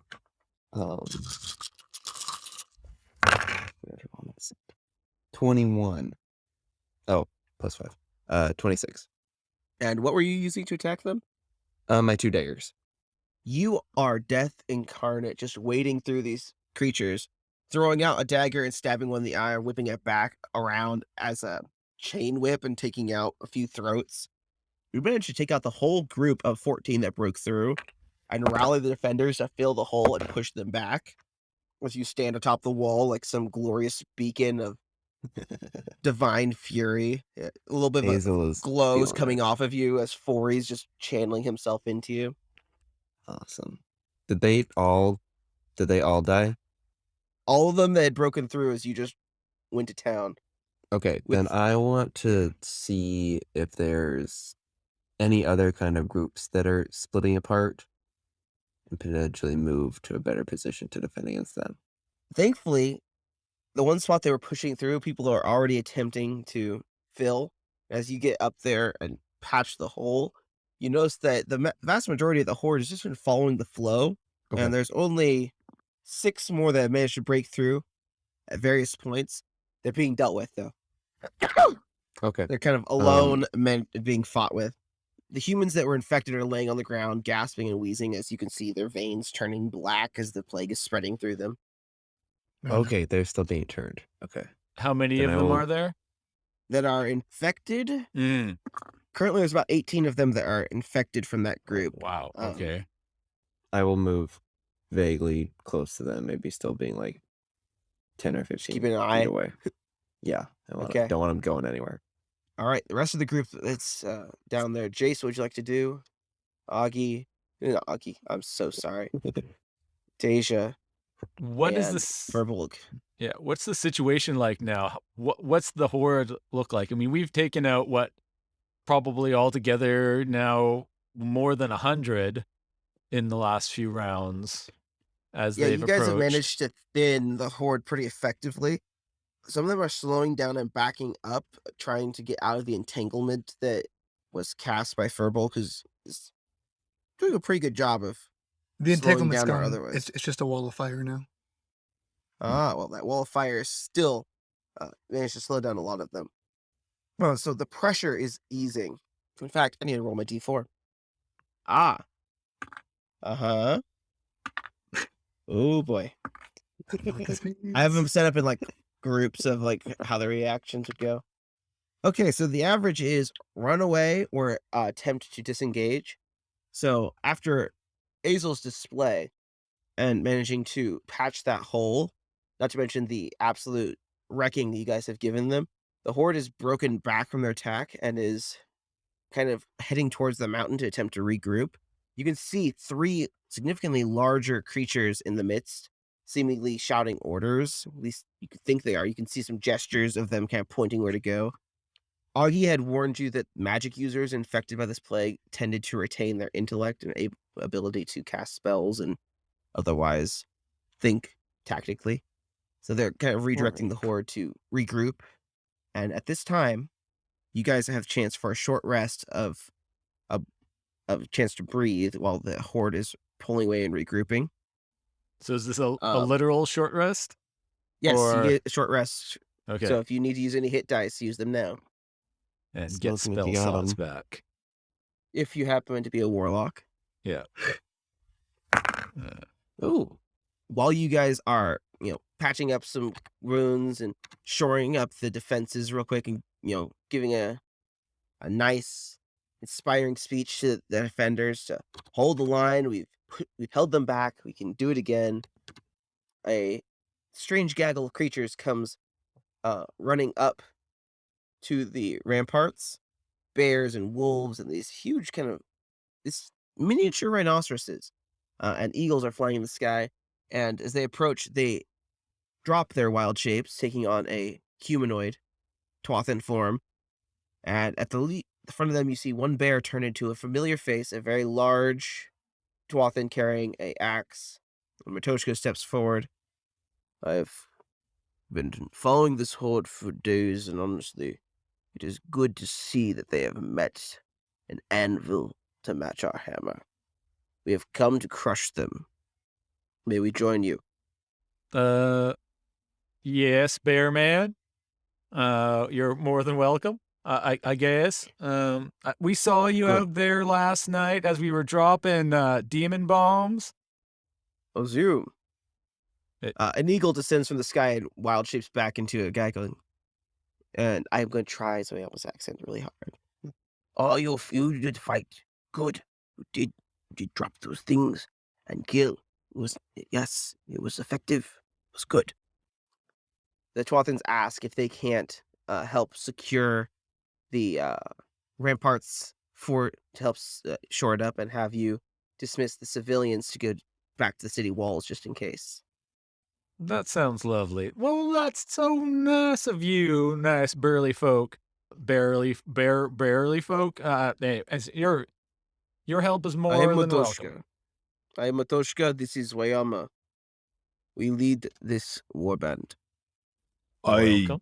give them both firm hugs and thank them for coming. It is good to see you, Fang. I It's cast good. Goodberry and I hand it to them in my tree hand. They look up at the living tree and they're like, a living tree. I'm not actually living tree. Well, I am living tree, but I also fearbog. I made new We've heard friends. stories. Good to hear it. We were always worried about you. Yeah, me too. They give you hugs and go to defend the ramparts.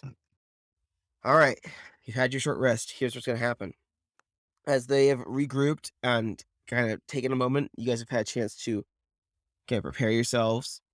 And something odd happens. Instead of the horde just throwing themselves forward at you, what they do is they actually the horde breaks off from the lieutenants, and the horde starts trying to push its way up and over the ramparts. What remains of the horde, which is about 70 to 80 creatures at the moment.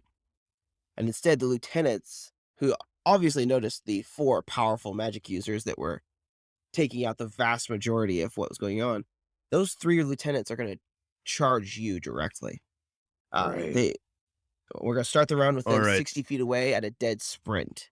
Then Cool. I am going So- to cast 60 feet in front of me a big giant demon. You cast your demon. The demon Yes. will go after you in initiative.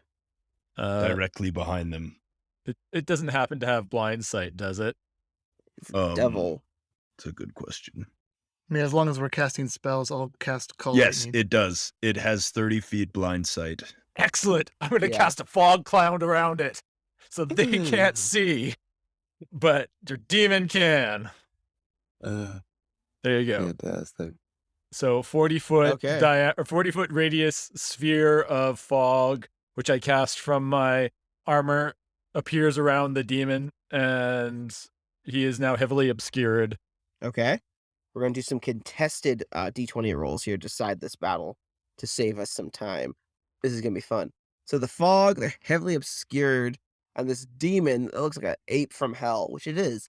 It appears in the middle of them, clotheslining one of them and screaming at the others, and they all kind of turn to attack it, and all of a sudden this fog cloud just descends. Sibling double team, high five. Okay. That's exactly how Um, Fang reacts. Oh, They've Hey, made their May's got her perception hand up high, checks. like waiting for Fang to. And then she's like, "Oh, all right." I'm Okay. kind of busy concentrating on this right now. Oh, So we'll do all right. round by round here.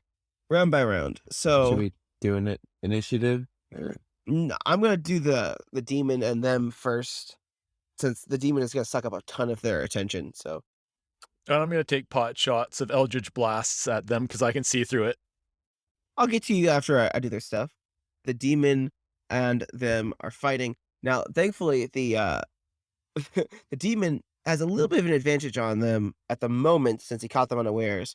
He's gonna manage to attack all 3 of them pretty successfully. Let me look here. Oh yeah, 3 attacks for a grand total of 11, 11, and 9. Let me write down that. As it attacks them, fighting back. All right, go ahead and make your pot shots real quick. I'm also making pot Okay. shots. So I did first one was a 20, dirty, and the second one was a 28 or a natural 20, with Eldritch Okay. Blast. There are So- 3 creatures. There's a bear, a wolf type, and a deer type. So bear, wolf, deer. The 3 different lieutenants.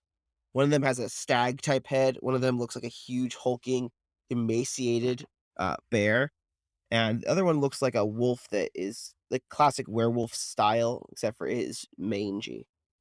Okay, I'm gonna go with the stag because it seems like the least aggressive, so it must be the worst one. And so that was 10, 15 base for the critical hit plus 17, so 32 points of damage from that one, plus a 15 plus 6, I think. So 21. So 53 points of damage Mm-hmm. with the Eldritch Blast. Yep. And I'm going to push him away from the demon. Okay, you push it back. Since they're kind of in the middle of a melee, the demon 1, demon 2. One of the demons is going to manage to make its hit here, and it's going to be the wolf-looking one. Manages to make it one of its attacks. It's actually going to cast Blight on the demon in an attempt to take it out. 88 necrotic damage on a failed save. So it makes the save, so it takes half damage for that 8d8. 30 points of damage. to the demon. Is that a target spell? Because if you can't see it, you can't cast it. It's a saving throw. Okay. Is it though like a target that you can see?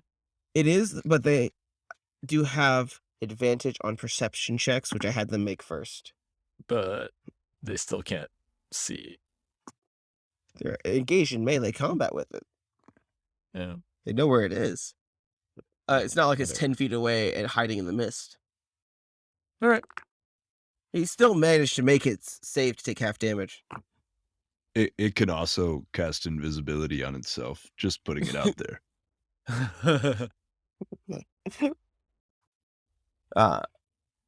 Jace, it's your turn. Your demon already went this round. Go ahead. What would you like to do? What's going on with the lieutenants? How are they looking? I guess I They've can't. all taken a little bit of damage. One of them that is looking like a deer has taken the most damage, thanks to Deja zapping it. You know what? I'm just going to send it all out and use my other spell, and I'm going to cast another demon behind the horde that's trying to get over the thing. You're a sociopath. Okay, go ahead. That demon will last for another D6 rounds. You can have 2 of them running around, right? Mm-hmm. Yeah. D6 on the first demon to see if it dissipates. That's 3 rounds.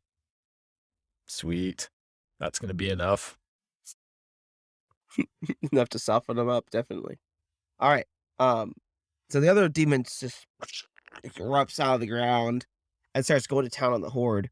What's left of the horde between the Tuatha on the ramparts actively wrecking house and the demon behind them, the horde is in a rough spot and it's trying to decide which one is worse, the demon or the Tuatha that are attacking them. So yeah, don't worry about the horde. They're dealt with at the moment. I'll roll the associated multiple levels of damage and death in a minute. What about Fearbolg and Azel? What are they up to? Are they all in the fog, or has anyone left the fog? They're in the fog.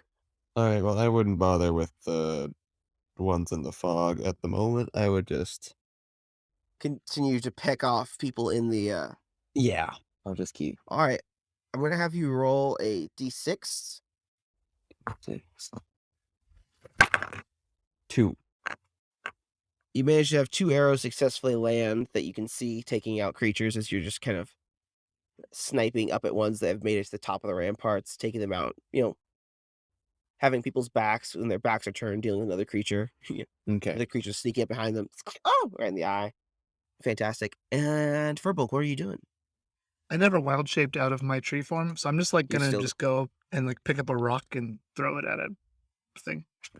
Okay, they'll make their dexterity save. Trian has a spell called Rock. Oh, well, tell me all about that spell then. I forget. It's a ranged weapon attack. Nice. Plus 10 to Make hit, your and 20 or 40, 10 plus 6 bludgeoning damage. make your roll to hit, but you're gonna have to make it with a little bit of disadvantage because they're in the fog. Oh, okay. So I'll just like roll it through the fog and just sort of like Yeah. see what happens. Okay. Okay. Go ahead and roll. The question is All right. whether or not you accidentally hit the demon. Yeah. So I got a 15 to hit with disadvantage. All right, that'll be enough to hit the bear Wendigo. As you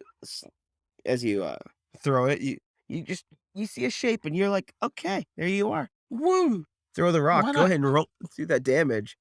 As Alright. you all see this tree ant that's been sitting there, minding what's going on, just reach down, grab a chunk of earth, rip it up out of the ground, and cork it double-handed over his head into the fog. It's 27 damage. You guys hear a yelp as this creature is knocked completely on its butt as it gets knocked prone with this huge stone that slams into it. And that's my turn. That was an effective turn. I throw the rock. They're just, what does a tree ant sound like as they laugh is what I want to know. I'll have to Good look stuff. at Treebeard. Okay, so for the last 2 creatures, they don't manage to make their attacks. One of them manages to disengage from the demon and is going to attempt to come towards you guys. That is going to be the wolf Wendigo that has not yet been attacked by you guys. Yeah, it's going to come running at you guys as fast as it can. It should be at your guys' doorstep in 1 round-ish. Okay. Okay. Ish. I I'm got gonna- much more rock here. Where'd that come from? I'm going to continue to focus fire my Eldritch Blast on the stag. You just see its horns pop above the fog, so you can't know where it is. Oh, I can see in the fog. I know. Everyone else can see where it is, too. Yeah. Okay. I'm gonna shoot at that guy running toward us next chance I get. All right. Make your attacks. Do your thing. 15 to hit. All right. 15 will not hit. I didn't see, Mike, did you roll your attacks for your Eldritch Blasts? Yeah, I did 18 points of damage. All right, so you attack that thing, you did your points. Azel's going to attempt to snipe at the one that's running towards you. He misses, unfortunately, with a 15. The demon is up. So, demon, what would you like to do? You got 2 creatures swinging away at you. You got 3 attacks, plus some spells. Tell me what you want to do, Jace. He is going to use Phantasmal Force. Fun. Love it. And he's going to do it just to whichever one seems weakest. That'd be the bear one that has taken the most damage so far. All right. It needs to make a will save, yeah? An intelligence save. You're not good at that. Ooh. Okay. It rolled a 7. Probably not going to work. Okay. It now believes that it is there's just hellfire underneath it, just trying to burn it. And it's going to deal 1d6 psychic damage to it, just repeatedly. Okay. Wow. Okay. Just 1d6 psychic damage, and it believes it is on fire actively. Okay. It's going to take its turn. Yes. How long? Yeah. So it doesn't have a chance to make resaves. Cool. So for the duration of use the its spell, action. it thinks it takes It 1d6 per. can use its Yeah. action to try and see if it can't make its way out of the spell. I don't think a 10's going to do it. So is this just on feeling like it's on fire? It's actively see it start scratching at itself. Azel didn't attack. Deja, Furbolg, whoever wants to go first, go ahead. Yeah, Yeah. I'm throwing another rock. Can I see any of them now?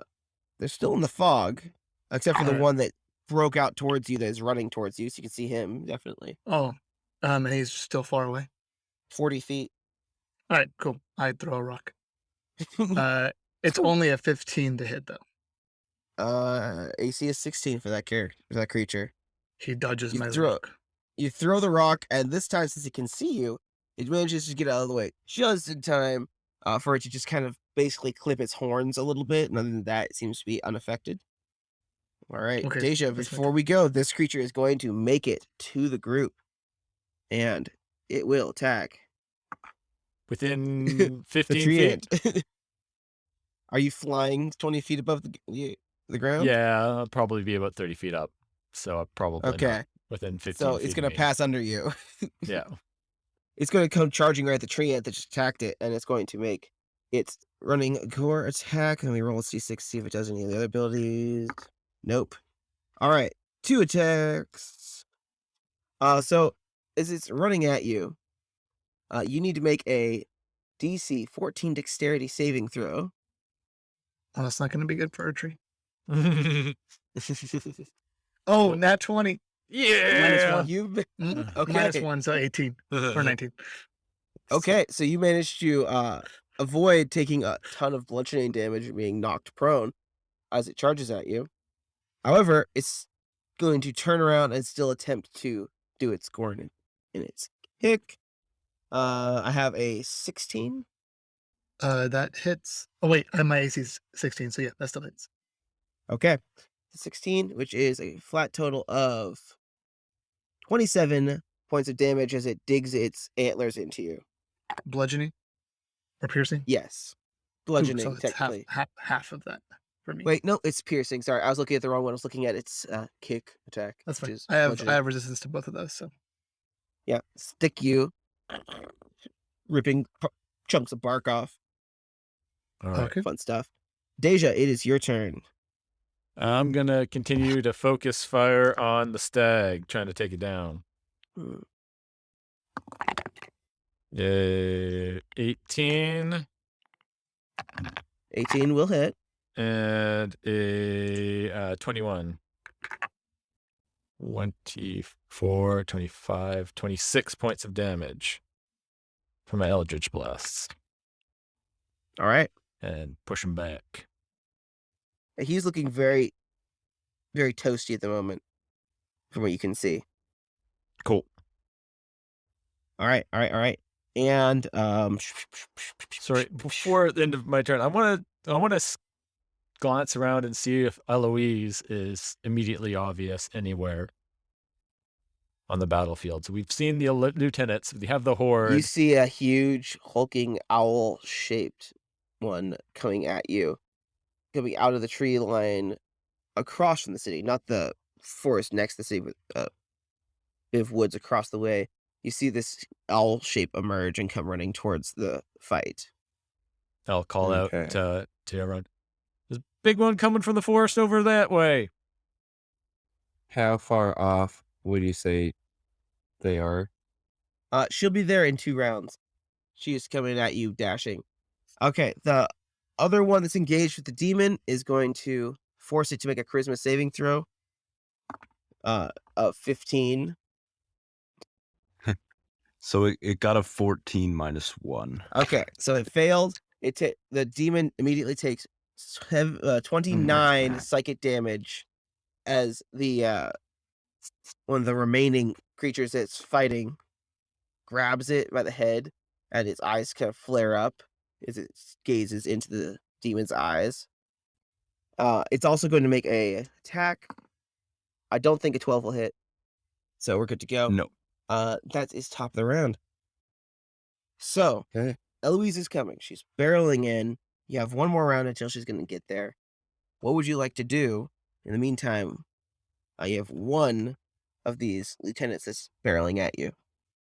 If Eloise is within 150 feet of me, I'm gonna try to hit her with my longbow. Snipe. She is. Go ahead and make your attack. Going for my snipe, and I'm using my steady aim. Roll them dice. That is a 16 to hit. Hell miss. Great. After you make the shot, Matoshka comes up beside you and says, "We will deal with the little ones. You deal with her." And they charge forward to try and join the fray and keep the other ones busy. Do I see a tree within? She is within 40 feet of the nearest tree. All right. And is there a tree within 60 feet of me? Yourself. Okay. I would I count was you as a gonna- tree. Well, yeah, but I need to. I was You're gonna try to doing use the tree ants the animate tree- trees where I make another tree ant. There's a lot of recently cut down timber. Does that count? I don't. I'm know. pretty sure it has to be a living tree. Yeah. All That's right. If you want to, attempt to can- run 185 feet to the No. forest, I would just go and slam this wolf guy in front of me. slam him. So that's a 24 to hit for 12 damage. Ouch. And if he's a building, he takes double damage. Can we roll for building? And then another 24 to hit for 18 damage. Okay. He's technically bloodied at this point. Ow. Let's just barrel through him. He bites me angry. Yeah, he's just kind of trying to tear into you. What Toshka and some other Twathan warriors go ahead down to where the demon is and attempt to deal with them because the demon's about to disappear. So they're coming in to take care of that. Ladies and gentlemen, you have 1 round until Clarice gets there, and you have 1 of these lieutenants currently in your face. So he's going to continue to attack the tree ant. That's a 17. So she's within 60 feet at this point. She is. Does a 16 hit you, Jacob? Yeah. Okie doke. In that case, let me do my 2 little attacks. Ready? 17 times 2 slashing damage. We'll call it a day. Okay. Cool. Go. Mike, go. Yeah, I'm going to cast Sickening Radiance again, and I'm going to make it so that it is, I guess it is a 60-foot diameter sphere. I am going to place it so that I guess she's probably right in the middle of it. She's like 120 feet away. She's I thought you said closing. she was 60. Sorry. Sorry, she's 120 feet or okay. 60? Let's split the difference and say 80. Okay, well, the range of the spell is 120 feet, so that's fine. Yeah, I think that'll be all right. So I'll cast it so that there's 40 feet of it between, so not quite with her in the center, with like the bulk of it towards me, 40 feet of it between me and her. And I'm going to come down, hover about 15 feet off the ground, about 15 feet from the edge of the sphere. Okay. So you are technically 75 feet away from her at this point? 55 feet, I think. Okay. Sounds good to me. Jace, would you like to do anything this round? So what Fang is going to do is he's going to fire 2 Eldritch Blasts at Clarice. And what the Balger is going to do is he's going to recklessly attack with his bite and with his swinging. So Fantastic. that's what's going on. She will have to pass by your other demon, so that demon will get an opportunity attack as she passes by next round. All All right. right, so go ahead and do your rolls for the number 1 that's currently engaged in combat with the 2 lieutenants. That's a 17 to hit on the first attack. That is a 13 to hit on the second, and a 19 to hit on the third. 2 of them hit. Go ahead. All right, 2 of them hit. 14 damage. So 14 damage on that, and then for my Eldritch Blast, that is a 18 to hit on one, and then, well, more than an 18, a natural 18, and then the other one is a 15 to hit. Are you targeting the same creature that your demon was targeting? No, I'm shooting Clarice. Okay, sorry. So the thing that your demon attacking, it basically rips it in half before it quietly bamfs back to the abyssal realm. The 18 will hit. 18 is her armor class.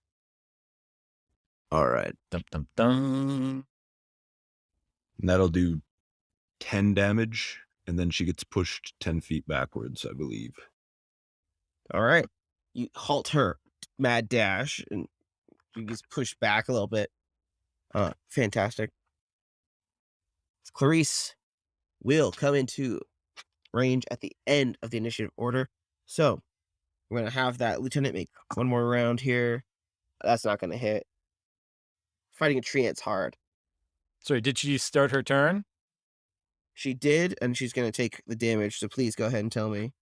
Yeah, she makes a Constitution saving throw against DC 16. 14. 16. So she takes 40-10 plus 1 level of exhaustion. 10, 17, 19 points of radiant damage. And she has disadvantage on ability checks. Fantastic. I'm going to go to Azel next. Azel, what are you going to do? She is bum rushing at you. She is within that 60-foot zone, and she is coming up quick. I'm taking another one of my focused shots That would do it. That is a 25 to hit. Yep. For 27 points of damage. Nice. Y'all ain't holding nothing back. Got a couple sixes on that. And that's everything for my turn. I can't move if I do that. So. Okay. Treant. Yeah. Treant Furbolg. I first point at this person charging in. I was like, "Is she big trouble? Azel nods. What does she look like? Like, what do I see when I?" She looks like a huge. She looks like a werewolf and an owl had a kid. So this huge owl-like face with a beak attached to a very classically werewolf, extremely muscular, elongated limb creature as it comes screaming in. Gotcha. What kind of Technically armor? of the large size. Are they wearing any armor? Natural armor. Oh, well then, never mind. Then I'm just going to punch the wolf again. Punch Twice. the wolf in the face. Punch the wolf. I cast rock, I cast punch. These are the things I do. That's a 20 to hit for 15 damage. Yeah. Okay. And a 17 to hit for 14 damage. Fists descend. 1, 2, and the creature is stumbling, and you take one last second, and with a great treant knee to the face, snap its neck back, and it drops to the ground. I have been working on the MMA. It is a combo move. Yes. Way to go, Furbolg. That was a nice punch. I give him a thumb branch up. So, Deja and Jace, which of you wants to go first? Finn can go. Yeah, I'm just gonna keep shooting at her. Fang do what Fang does best. Burst damage. So only one of those will hit, because one was an 18 and the other was a lot lower. Okay. Oh, because I was rolling on a D12. That's probably. Okay, roll the other one. I rolled a D20 and a D12. The So D20 roll hit. Okay, well, the other D20 missed anyway. All right, Okay. so I only hit once. Okay. What's your damage? Okay, well, I hit for 13 damage. All right. I like that. Is she at the edge of the outside the field or inside the field at the moment? She will leave the field as she approaches, since Okay. she is gonna travel the 80 feet to get to the group. Okay, so how far is she away from me now? Currently, Yeah. she is 60 feet away, since she's currently moving during the whole of all this. Okay. All right.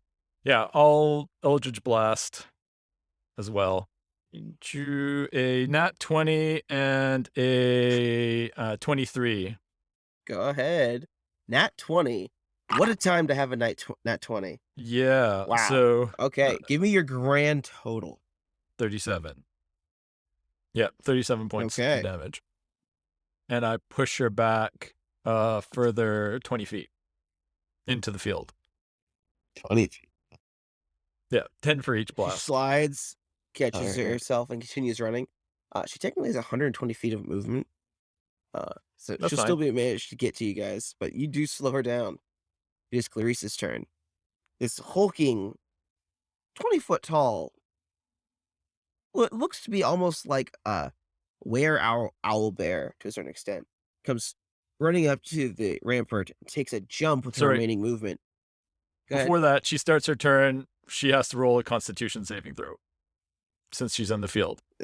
Yeah, and then she'll be out of the field. So yeah, here's her Constitution saving throw, a 15. So go ahead and That roll damage one more time. Fails, and she's got 2 levels of exhaustion, so I think that means she's halved her speed. No, that's 3 levels of exhaustion, Is it? I believe. Okay, 2 levels is where she begins to take so 23 begins to radiant take damage. attack penalties. I think Yeah. No, speed halved it too. Okay. She'll still manage to get out of the field, but now she's just going to attack you, it looks like. Well, she get within 15 feet of me. She does. I'm going to Eldritch Blaster. Go ahead and make your Eldritch Blast.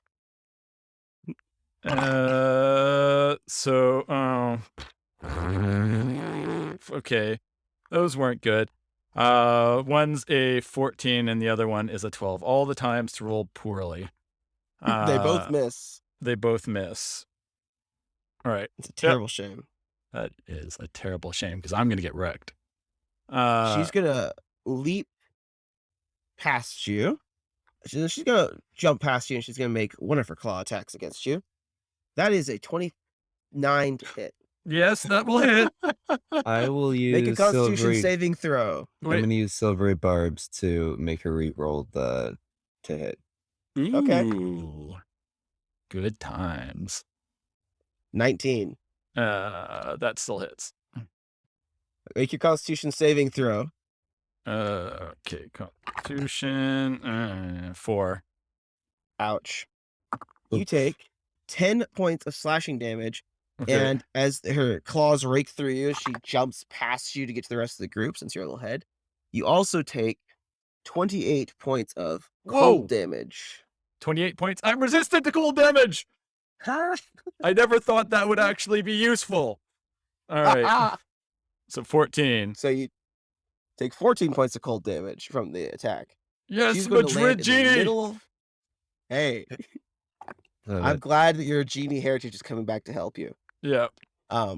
She's going to jump, land in the middle of the group, and she's going to make 2 more claw attacks at the rest of the group. Let me roll D3. That's Azel. Azel again. Ouch. Okay, an 18 and a 22, Azel. Both of those will hit. I should get a And the He says finale. no. Yes. At the end. Make your Constitution. Make Lovely one aim. Constitution saving throw. Constitution saving throw. That's 15 points of slashing damage. That is a 16 on the Constitution saving throw. Okay.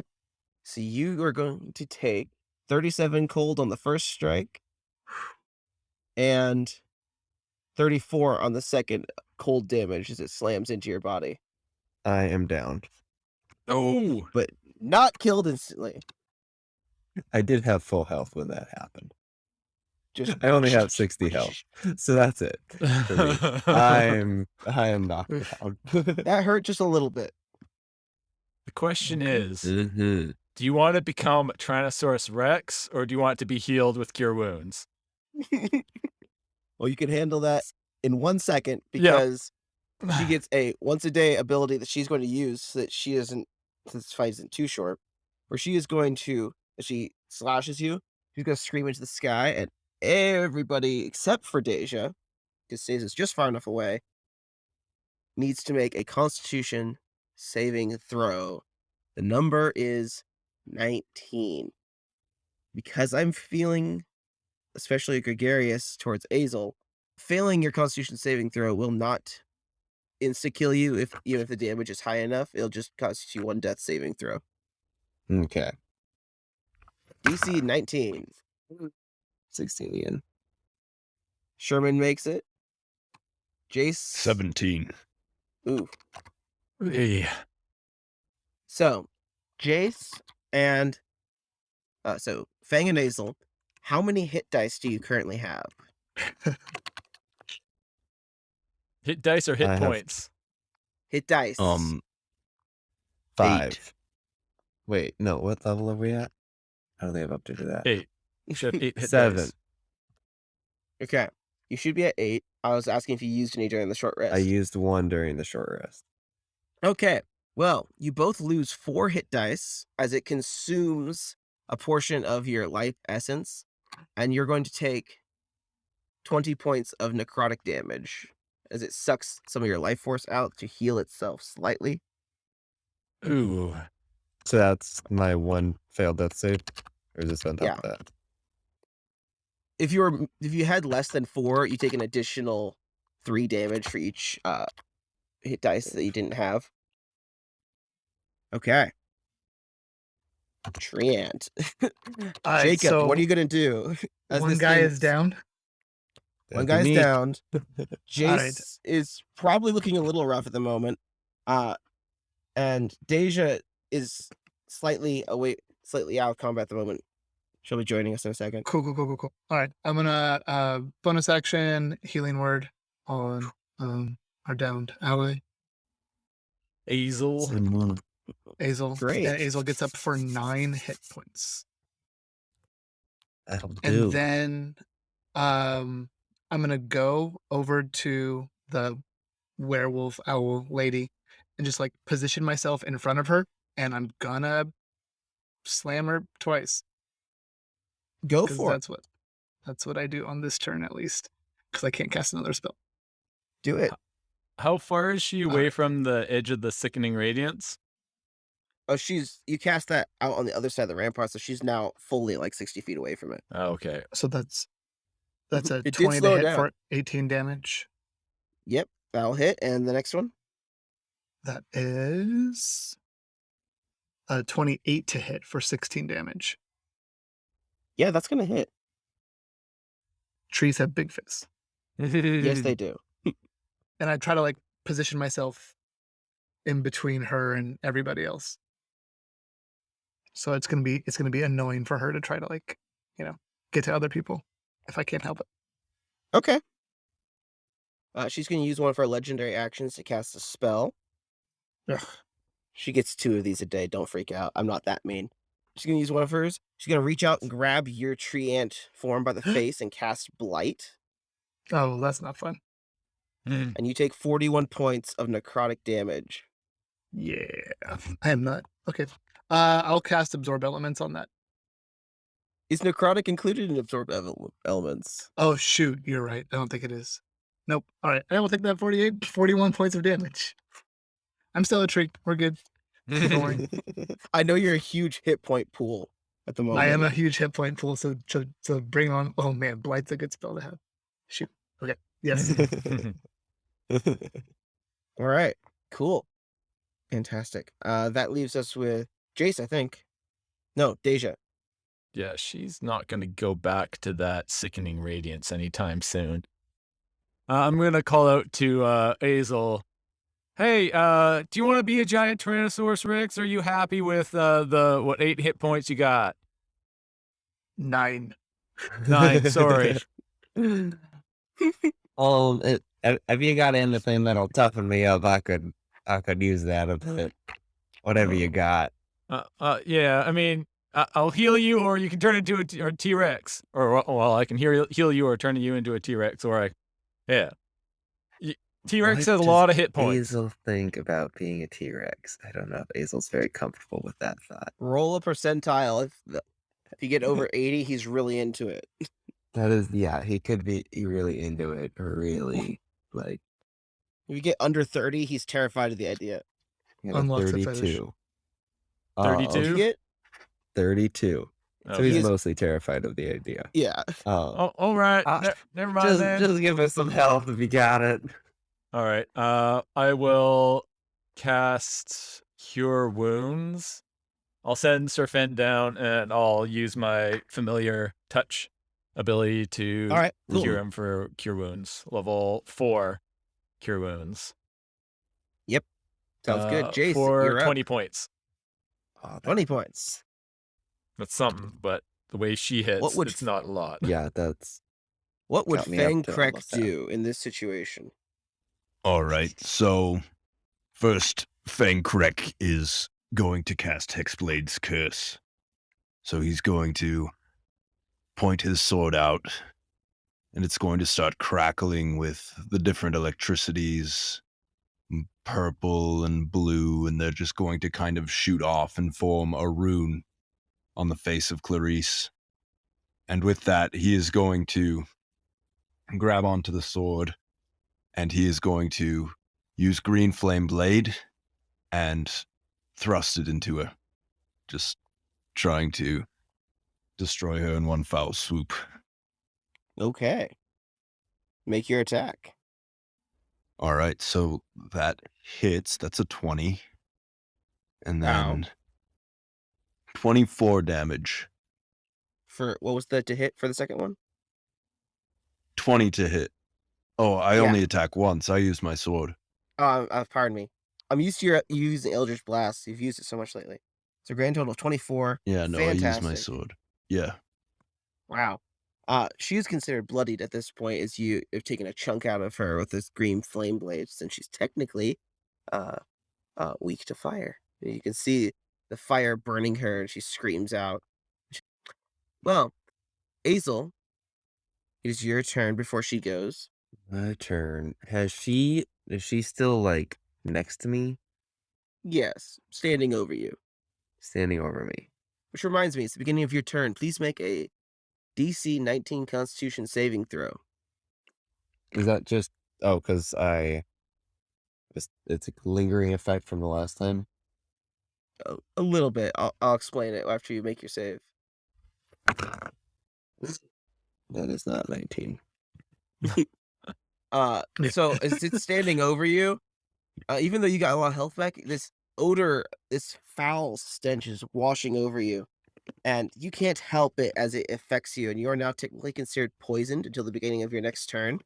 And you take 1d4 damage, which is 4. Okay, I Okay. am poisoned.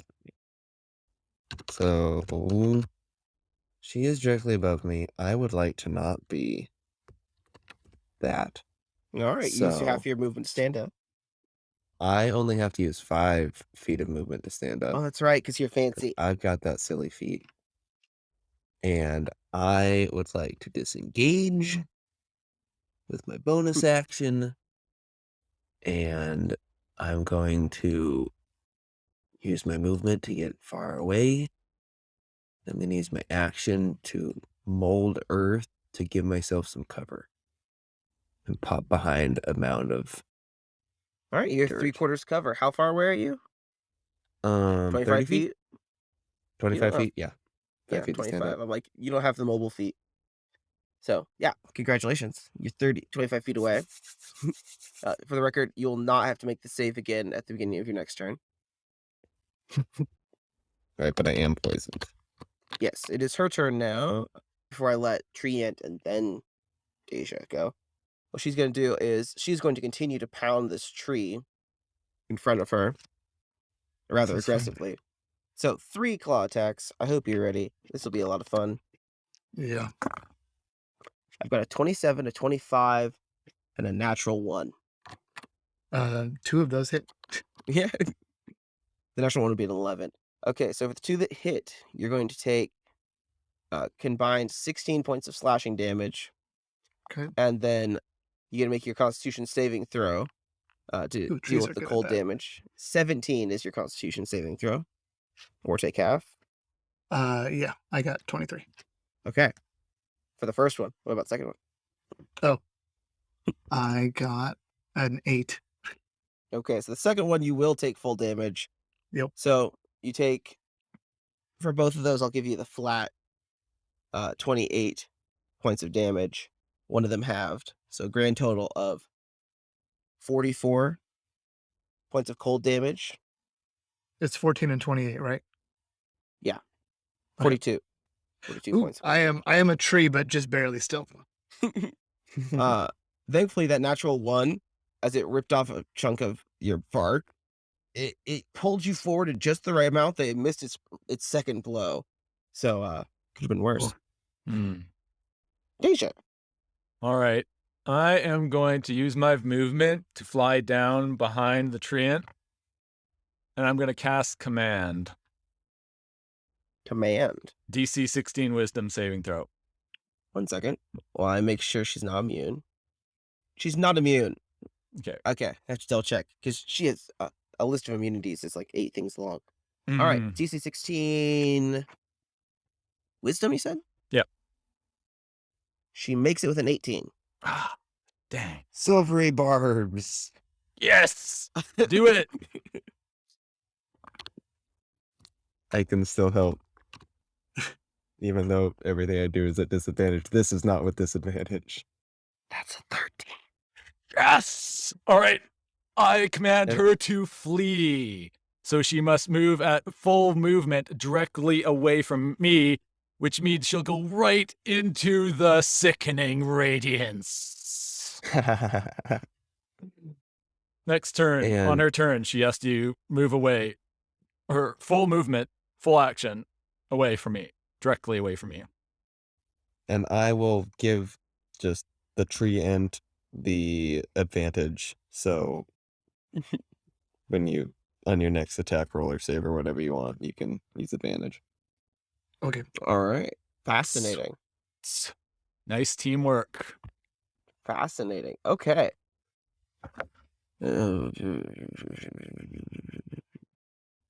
Jace, it is your turn before this creature is. Do I get it? Gonna Have do I s- slammed? I haven't slammed her this turn. Oh, you did not. Oh, go right ahead. Don't let me stop you. All right. Tech. I use a second level spell to combat wild shape, or not combat wild shape, to heal myself as a wild shape. So I healed a little bit of health back, and then I'm going to slam the person because I'm saving my spell slots, I guess, for if there's more people coming. I get advantage on this one. That one. That's Yeah. a 29 to hit for 19 Sweet. Oh, yeah. damage. Oh yeah. And then for the next one, it is a nat 20. Woo! Oh my goodness. Okay. Oh, but I rolled like Oh. minimum damage on the second one. So it's 20 it's 27 damage total. No, that's still pretty awesome. Yeah. Nat 24. Almost full damage on one. So the second one is 27 grand total. The second was 27 grand total, yeah. Oh boy. One. You guys have just been going to town here. Don't mind me. I'm reading up real quick. Okay.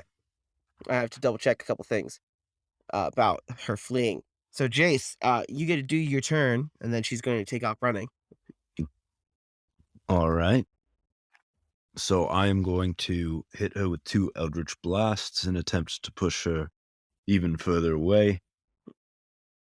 The first one is a dirty 20, Nice. It'll Sweet. hit. and the second one is a natural 20. Nice. Awesome. I don't think she's gonna Oh, be fleeing no. for very long. And you also, since you're at a bit of an angle, you will push her into the range of the second demon you summoned, and he'll get an attack of opportunity. So give me your damage first, and then your demon. Okay, so Since you got natural, I get an roll extra percentile. crit die here too. The grand total That's for all 27 damage. for both the That's- Eldritch Blast. Well, that's 27 damage for one, and then for the other, 14 damage. So 27 plus 14. Oh my. Okay. And now the question is attack of opportunity that your demon gets. Roll it up. Could have given I that. guess he would just bite.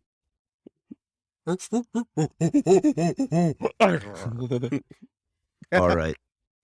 That is a 19 to hit, That will hit. and then it does 10 damage. How do you want to do this? What?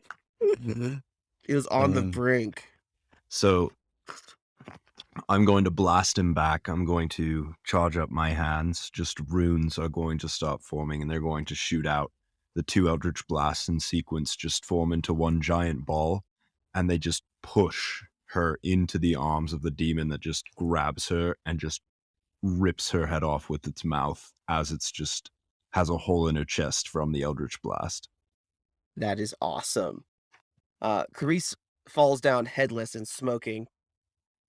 I believe at this point your demon has like 1 round left before it disappears. I hope so. I've Yeah, been keeping track with I'm keeping yeah. track with a D10. It's either supposed to be this round or the next round where it goes away. I forgot which round I started on. Either way, I'm running away from it. Cowering hole. I mean, it's like 60 feet away from you, and it's just now cleaning up the rest of the horde. as you all look It around, you could notice also that jump 40 feet. So. The rest of the lieutenants have been dealt with by the Twathans by now. The Hoard has been pretty much destroyed by the clerics that have been dealing with them, plus a demon. And actually, I'm gonna roll percentile here. You are a lucky son of a gun. That is a 100 on the percentile. At this point, the clerics, thinking the demon is no longer useful, are going to use their banish ability to banish it. Otherwise, it's going to have it rampage you. I got a banishment too I could have used. Oh, yeah. There is a grand total of 123 members of your defensive party that have been affected with the Beyakek plague. However, now that it's clear the battle is over, this is your chance to do the ritual to end the Beyakek threat once and for all. You heard him. We have to kill all of them. No. All right, so how are we gonna do this? We're just gonna like chop their heads off, like werewolf style, or is that vampires? I don't know. Don't believe you've ever actually fought a werewolf. I don't think so. Don't do something rash. You hear as one of the verbal clerics comes down from the battlements. Cleansing them is easily done, assuming that there are enough magic users here. Our ranks are too few, but if you would assist us, we could potentially attempt to save some of them. Also, I'm pretty certain that one of your party has been infected as well. Oh. It's me, isn't it? Who's that?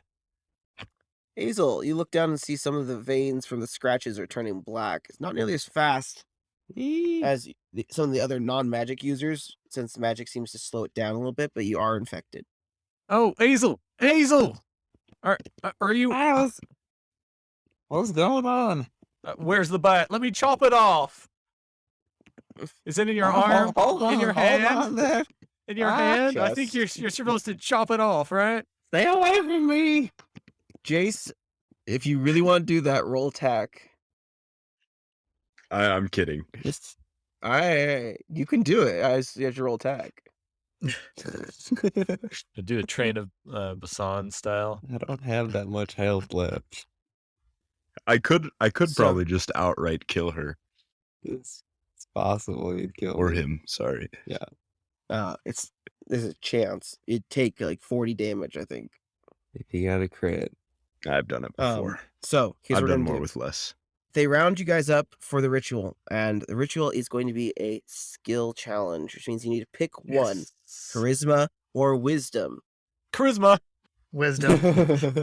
Damn it. Oh, is it one per person or one for the group? One for the group. Oh no. Okay. Oh. I got. It's got to be charisma. Yeah, I think Yeah, Jason and I have Boku charisma. Yeah, go to your I get- charisma. I have Do I get plus to be 5. involved, or Me am I too. kind of part of the thing?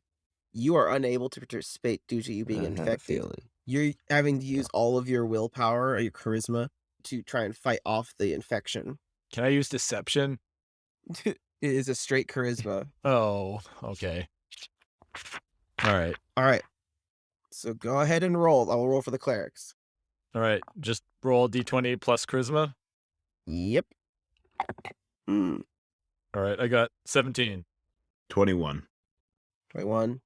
You can join us too, Furbolg. Oh, I mean, it's not going to add too much, but I'll try.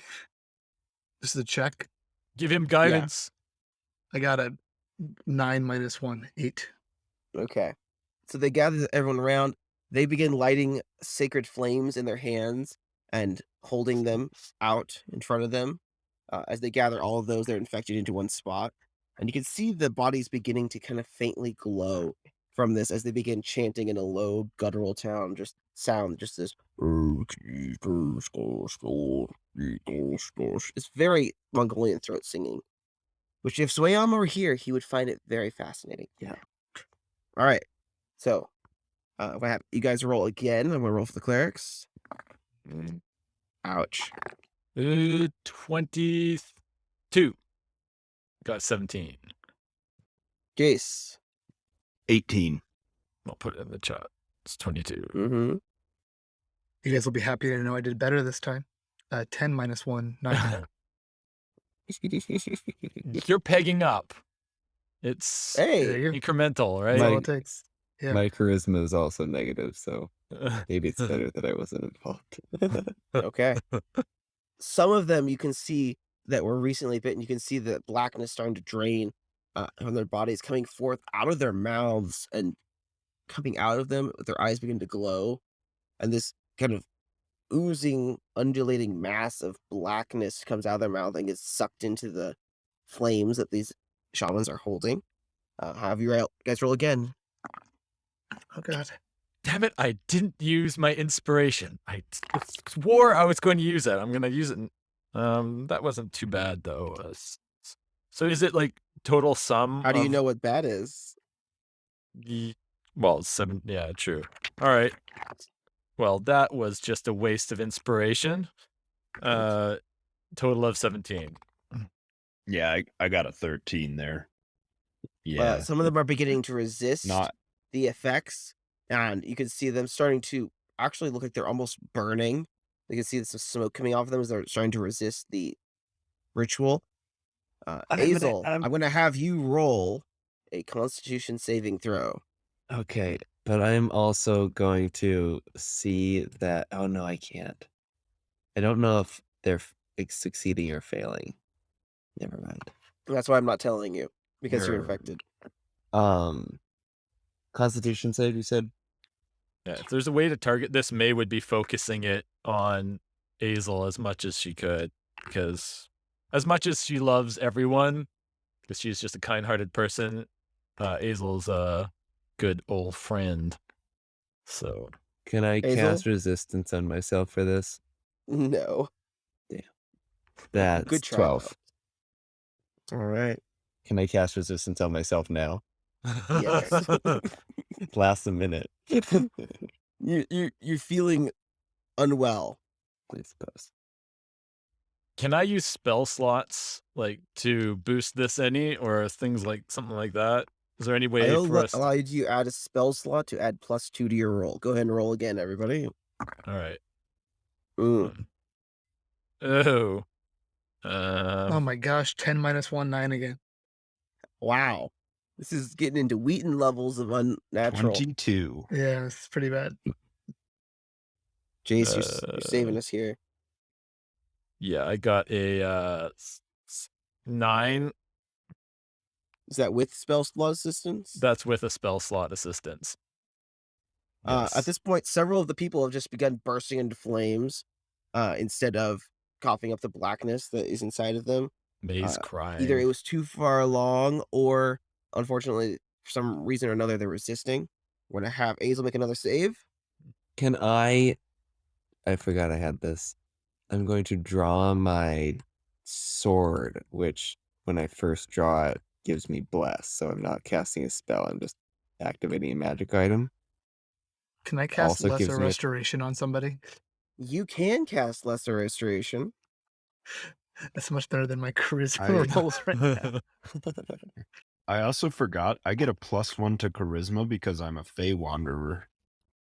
So I should get a +1 to these. Okay. Oh, it's my wisdom modifier plus, which is still +1, isn't it? Yep. Jacob? Yep.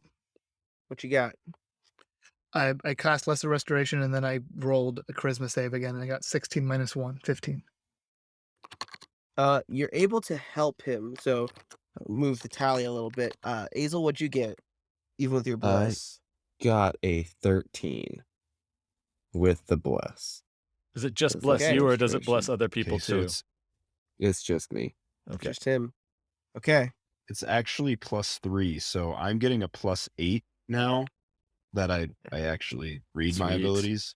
Cool. So that might Azel, help. you take 3 points of damage as this radiantness is starting to affect you.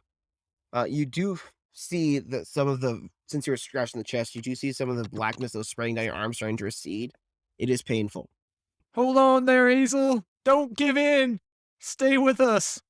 Y'all hurry up. This shit stings. Azel, I'm going to have you make your charisma save. One last Okay. time. Wait, still Constitution save? Wait, still Constitution save? It's Great. charisma save at this point. I'm making a charisma save? Yep. Good. At disadvantage. Because I you're already have- being actively damaged by a spell. It's impeding your concentration. 7. Oh no. All right, My everyone, first- what did you roll? This is going to be it. All right. Jace rolled an 18. 17 plus 7, so 24. Okay. I rolled another 10 minus 1 9. You're I consistent. swear. I'm consistently Nothing if not sli- consistent. Average. I'm consistently slightly below average. It is on the edge. So now we have to do the infamous over, under style. So what it's going to do is I'm going to roll D100 and Aisle, you're going to tell me if it's over or under 50. Over.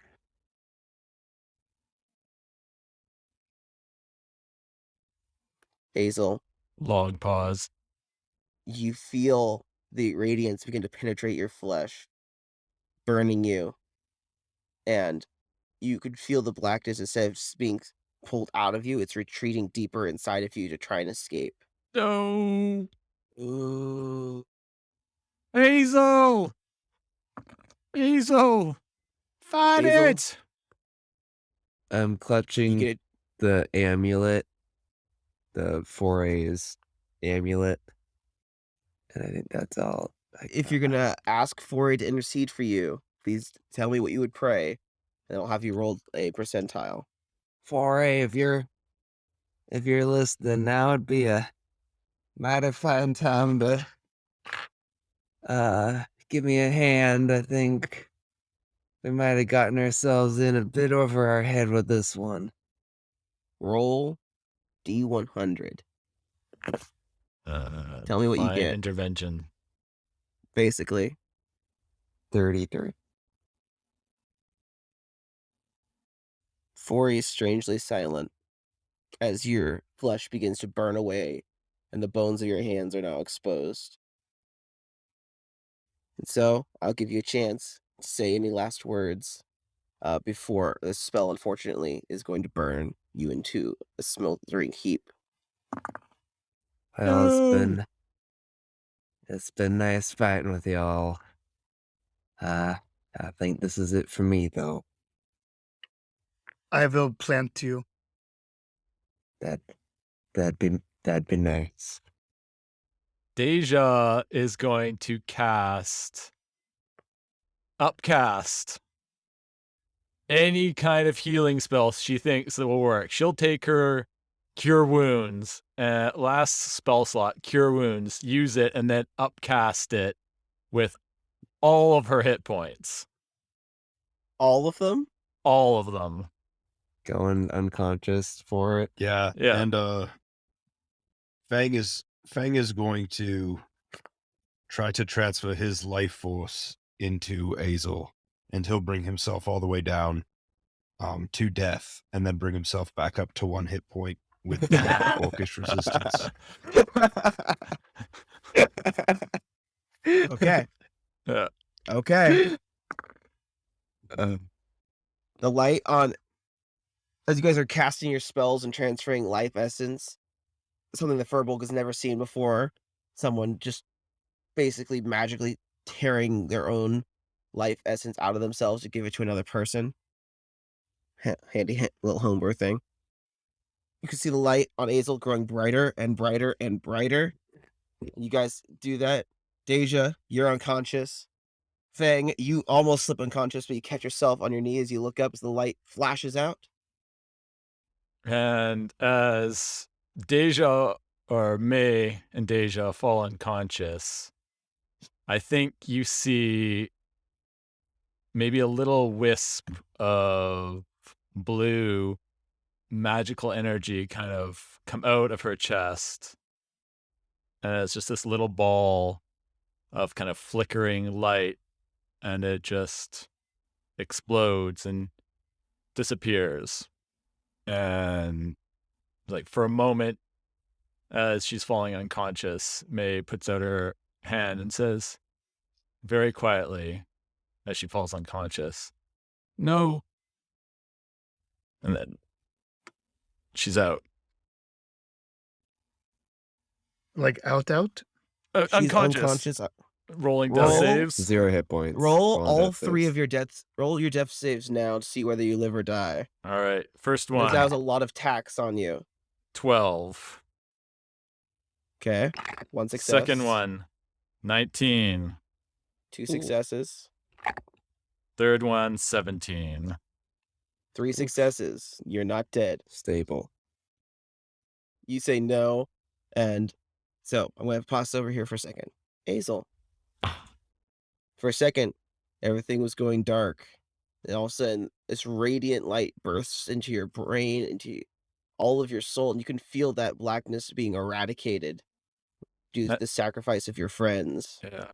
I think maybe you hear, as you're like drawing back from the brink, Deja's voice, like calling you back, saying, "Not yet, my friend. It's not your time. Live." And it gets quieter and quieter Your eyes and open, quieter. Hazel. You are not dead. Hazel, you look down. Both of your hands are basically smoldering ruins, but you're alive. As you look over to the pile of people that they were trying to cure, about half of them have been incinerated. The other half seem to be well enough, if very, very tired. Wow, this is a surprise. I didn't think I'd be seeing y'all so soon again. Oh, I just want to point out that that is a very beautiful tattoo on the side of your neck. And everybody else that I saved as well has a similar rune Yeah. on the side of the neck now. Well, the clerics are all patching up the area around them, making sure to see if anyone is in need of healing, if they can be saved, collecting the wounded, delivering coup de grace to any surviving Beyakek that were mortally wounded. And as you guys all look over the battlefield with Hazel's freshly bandaged stumps, you guys can see that the Hoard has been destroyed. Clarice is dead. The lieutenants are defeated. The Furbolgs are standing over the battlefield, cleansing it with fire, just burning away everything to prevent the plague from ever rising again.